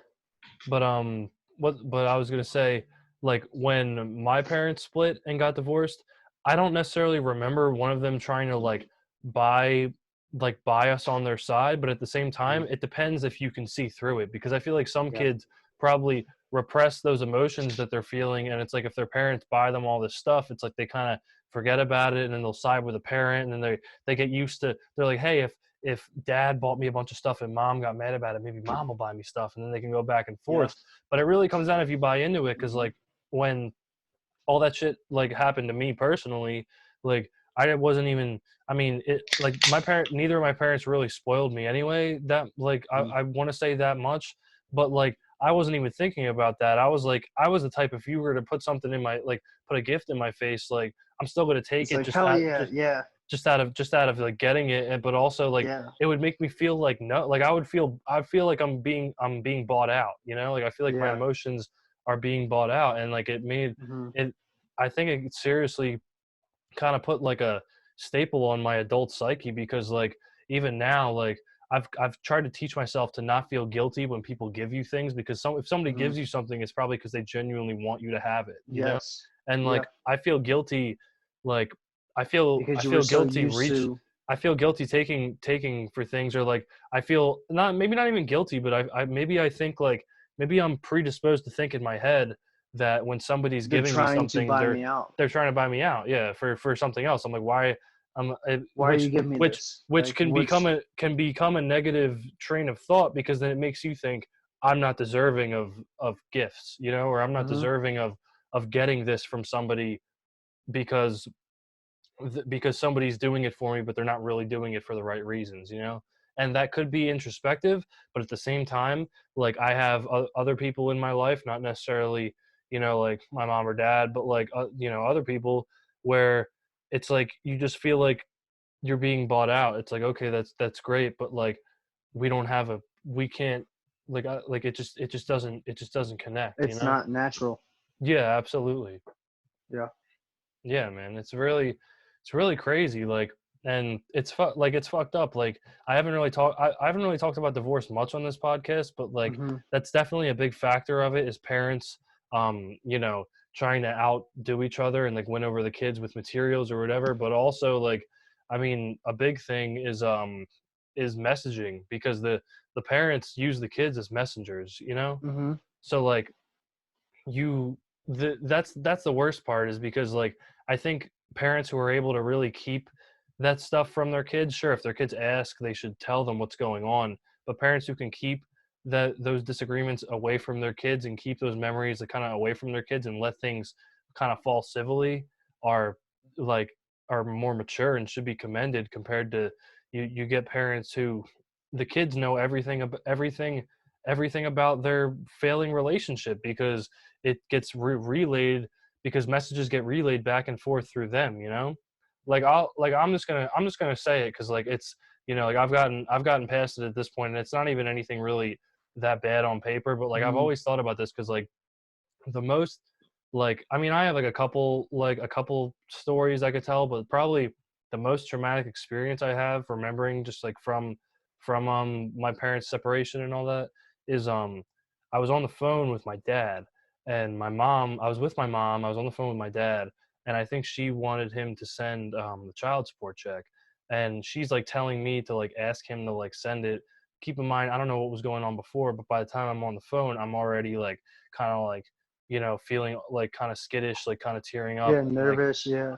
I'm like asking him to like send it, and like meanwhile, as I'm asking him, my mom's like screaming at me in the background, and God forbid, like she's gonna hear this and feel so like it's gonna be a whole thing, but it's what happened. So I'm not gonna hold back and not say it, Mm, But like yeah, she was like screaming at me in the background and like just having and I always like remembered that. It was just like one of those little things. Like I have a very mm, episodic memory of my early childhood, like from like 6 7 from like 7 to like 12 13ish, like 7 to 10 especially is a very like foggy time for me, but I mm, have those specific like episodic memories. Like I remember one time I fucking I think I talked about this on another show or something, but like um I might have even talked about this in the last episode, but my elementary school dare officer came to my house because my dad dropped us off and I think he had to come in and use the bathroom. Keep in mind, this man at the time is going through like severe ulcerative colitis and like having a lot of issues. So like whatever, mm. he goes in to use the bathroom, and my mom called the cops on him because I don't know if she had a restraining order on him or like something, and like it was really just like I don't know. I'm not trying to say that I know everything about it, but like that's basically kind of what happened. And I remember seeing the officers pull up, and I was like confused as fuck. But I remember seeing the one dude. I'm like Officer McGee. Like I know you from school. Like and he was just kind of looking at me like, oh fuck, like I fucking know this kid. Or like this kid. Like, but like I don't know if that's really how it went down. Like, I don't know if I said anything to him, but but But like that I was just what remember. you thought. Yeah. Yeah, and then I saw him in school again, and we never talked. Like I never said shit to him. I'm like we're just gonna pretend that That shit never never happened. happened. Yeah. Yeah. That was a crazy memory though. But yeah, man, it's fucked up. Like, and divorce rates are only getting higher and higher, and that's why even like I've talked about it with my girlfriend because people always get it's like another like marriage is just another construct, People always get so hung up on being married, but like when you put all these expectations on the relationship to thrive, that's when It's just it's a that's it's that's when my it biggest thing is fails. government being involved in marriage. It shouldn't be. I don't think Yeah, government should be involved in marriage at all. I don't think you should get any benefits of being married from the yeah, government. I don't think you should get tax cuts. I don't think you should, nothing. There shouldn't be anything because that's when religion gets tied in, and that's why it's cloudy. Because if two people of the same sex want to get married, why shouldn't they? The yeah, government shouldn't be involved in that. There's nothing absolutely, yeah, the government shouldn't be involved in that. There's no. It's surprising me that it takes so long, and like yeah, even religions or whatever, other religions, Christianity, Judaism, anything, Islam, there should be no government involvement in marriage because yeah, that's man. where it gets toxic. I mean, that's where because Mar- people, a big reason why people get married. I mean, it's not a big reason why smart people get married is because of the tax cuts. yeah, yeah, Because a because you lot of can. people they get married because they just get married, but then people that really think about it, and I mean, They're obviously, making a even financial smart, choice. even if they're smart, they're not thinking about they just think, oh, we're getting married. But at the same time, it's like people that are on the cusp, especially in the military, and this is a big stigma, and it's true. Yes, a lot of people drive Mustangs, Camaros, and Chargers in the military. Yeah. It's true. It's true. It's true. And a lot of people get married before they should in the military because they get paid more. Yeah, and they get a house. They don't take into account the amount of money they have to pay for the person they're marrying, because they're Yeah. most likely marrying them from their hometown. They're going to come here, find a job that's paying minimum wage, and you're going to be paying the majority of the rent, which is probably around like 1,200. Yeah. And when you're married in Georgia, you get paid around 11.95 for BAH. Single, it's like 9.85 or something, 9.50. Yeah. It's only like $300 more. But the thing is, you get out of the dorms quicker, so you get it sooner. But it Yeah. depends. Yeah.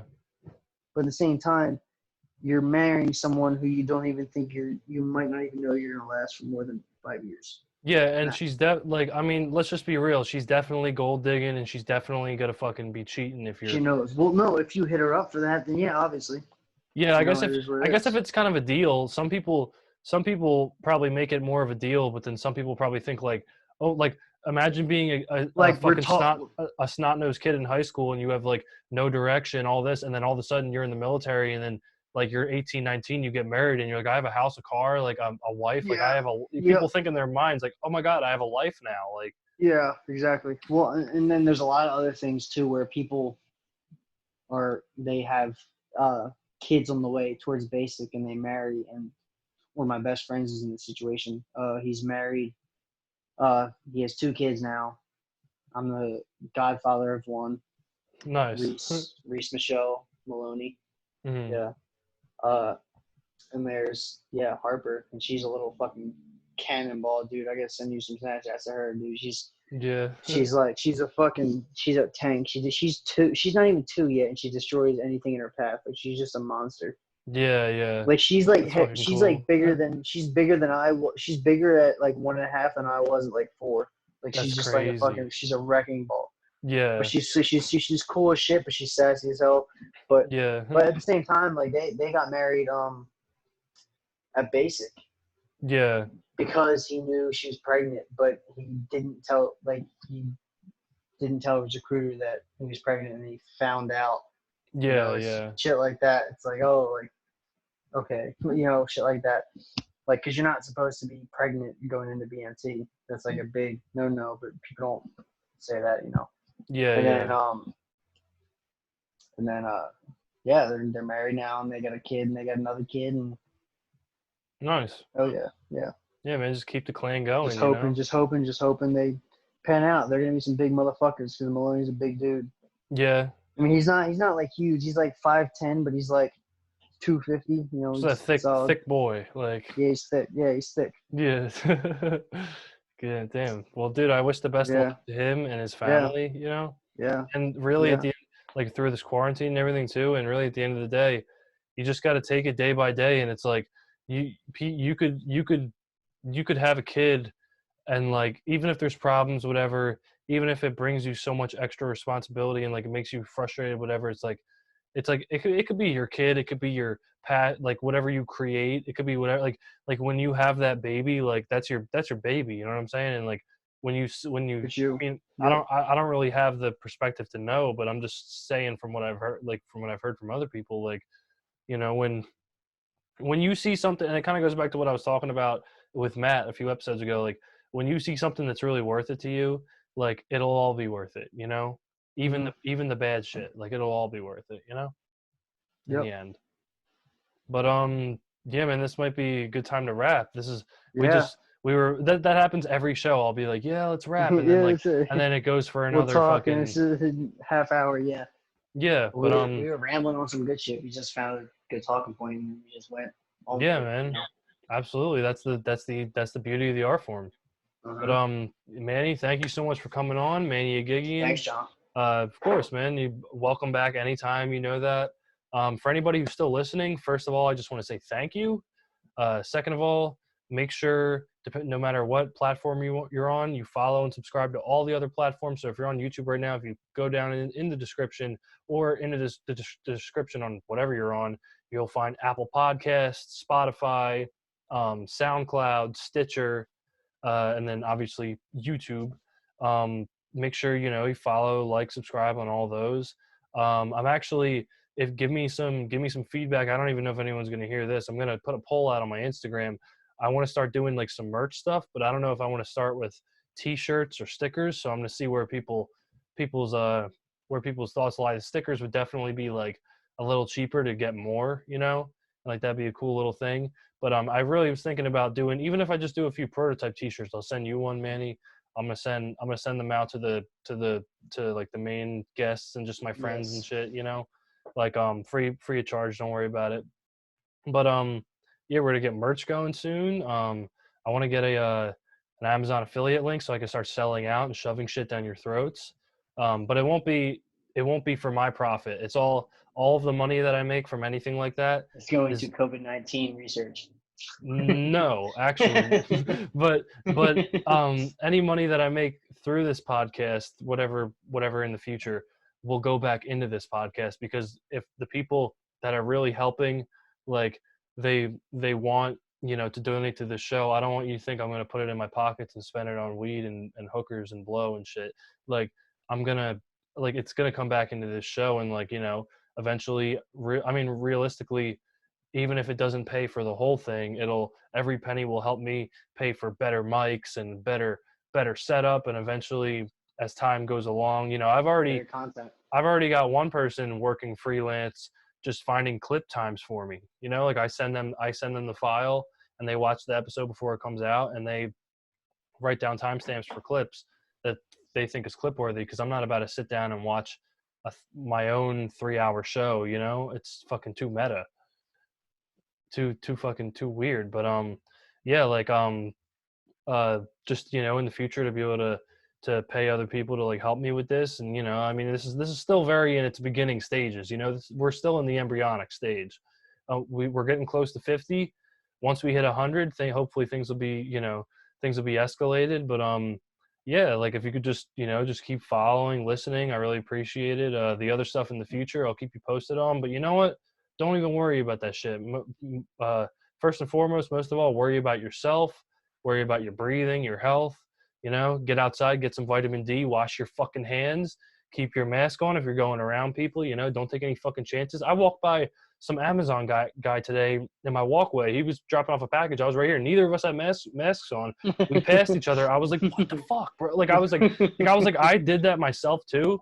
But also, like, what the fuck? Like, just like nasty. So don't be like me. Make sure you stay away from people, keep yourself clean, stay safe, and know that like whatever this is that people keep saying, we're going to get through this, whatever this is, fuck this. Like, just this is life, motherfucker. Like we'll get through what? Like this, everything is this. We just got to fucking stay grinding, stay on top of our shit, stay healing ourselves, get a little bit better every day, and just fucking just love each other. Just like have fun, like right now it's like it might feel bum being inside, but if you're around The first world problems. yeah, for real, exactly. Like just be grateful for what you have because some people can't fucking be inside. Some people live what do you think homeless people are doing right now during all this shit, Like just be grateful, fucking stay positive. It's gonna be okay. Your job's gonna come back. If you don't fucking like your job, get a new one. Fucking whatever. It's gonna be I know unemployment is taking a shit. I'm everyone's dealing with it, but like don't fucking sit there like rather than sitting on your computer for 3 hours and trying to get unemployment to work just for it to fuck you. Why don't you spend those 3 hours doing something productive and like making your life a little better in any aspect? You know what I'm saying? But yeah, thank you guys so much. Thank you, Manny, again for coming on. Thanks, man. I And appreciate it. yeah, peace, love, positivity, all that fun bullshit we like to spread on the Eggcast. Keep that going, and yeah, make sure most importantly you like and subscribe. Nah, I'm just messing. Just most importantly, just make sure you take care of yourself. Just stay safe, and just peace and love. Adios.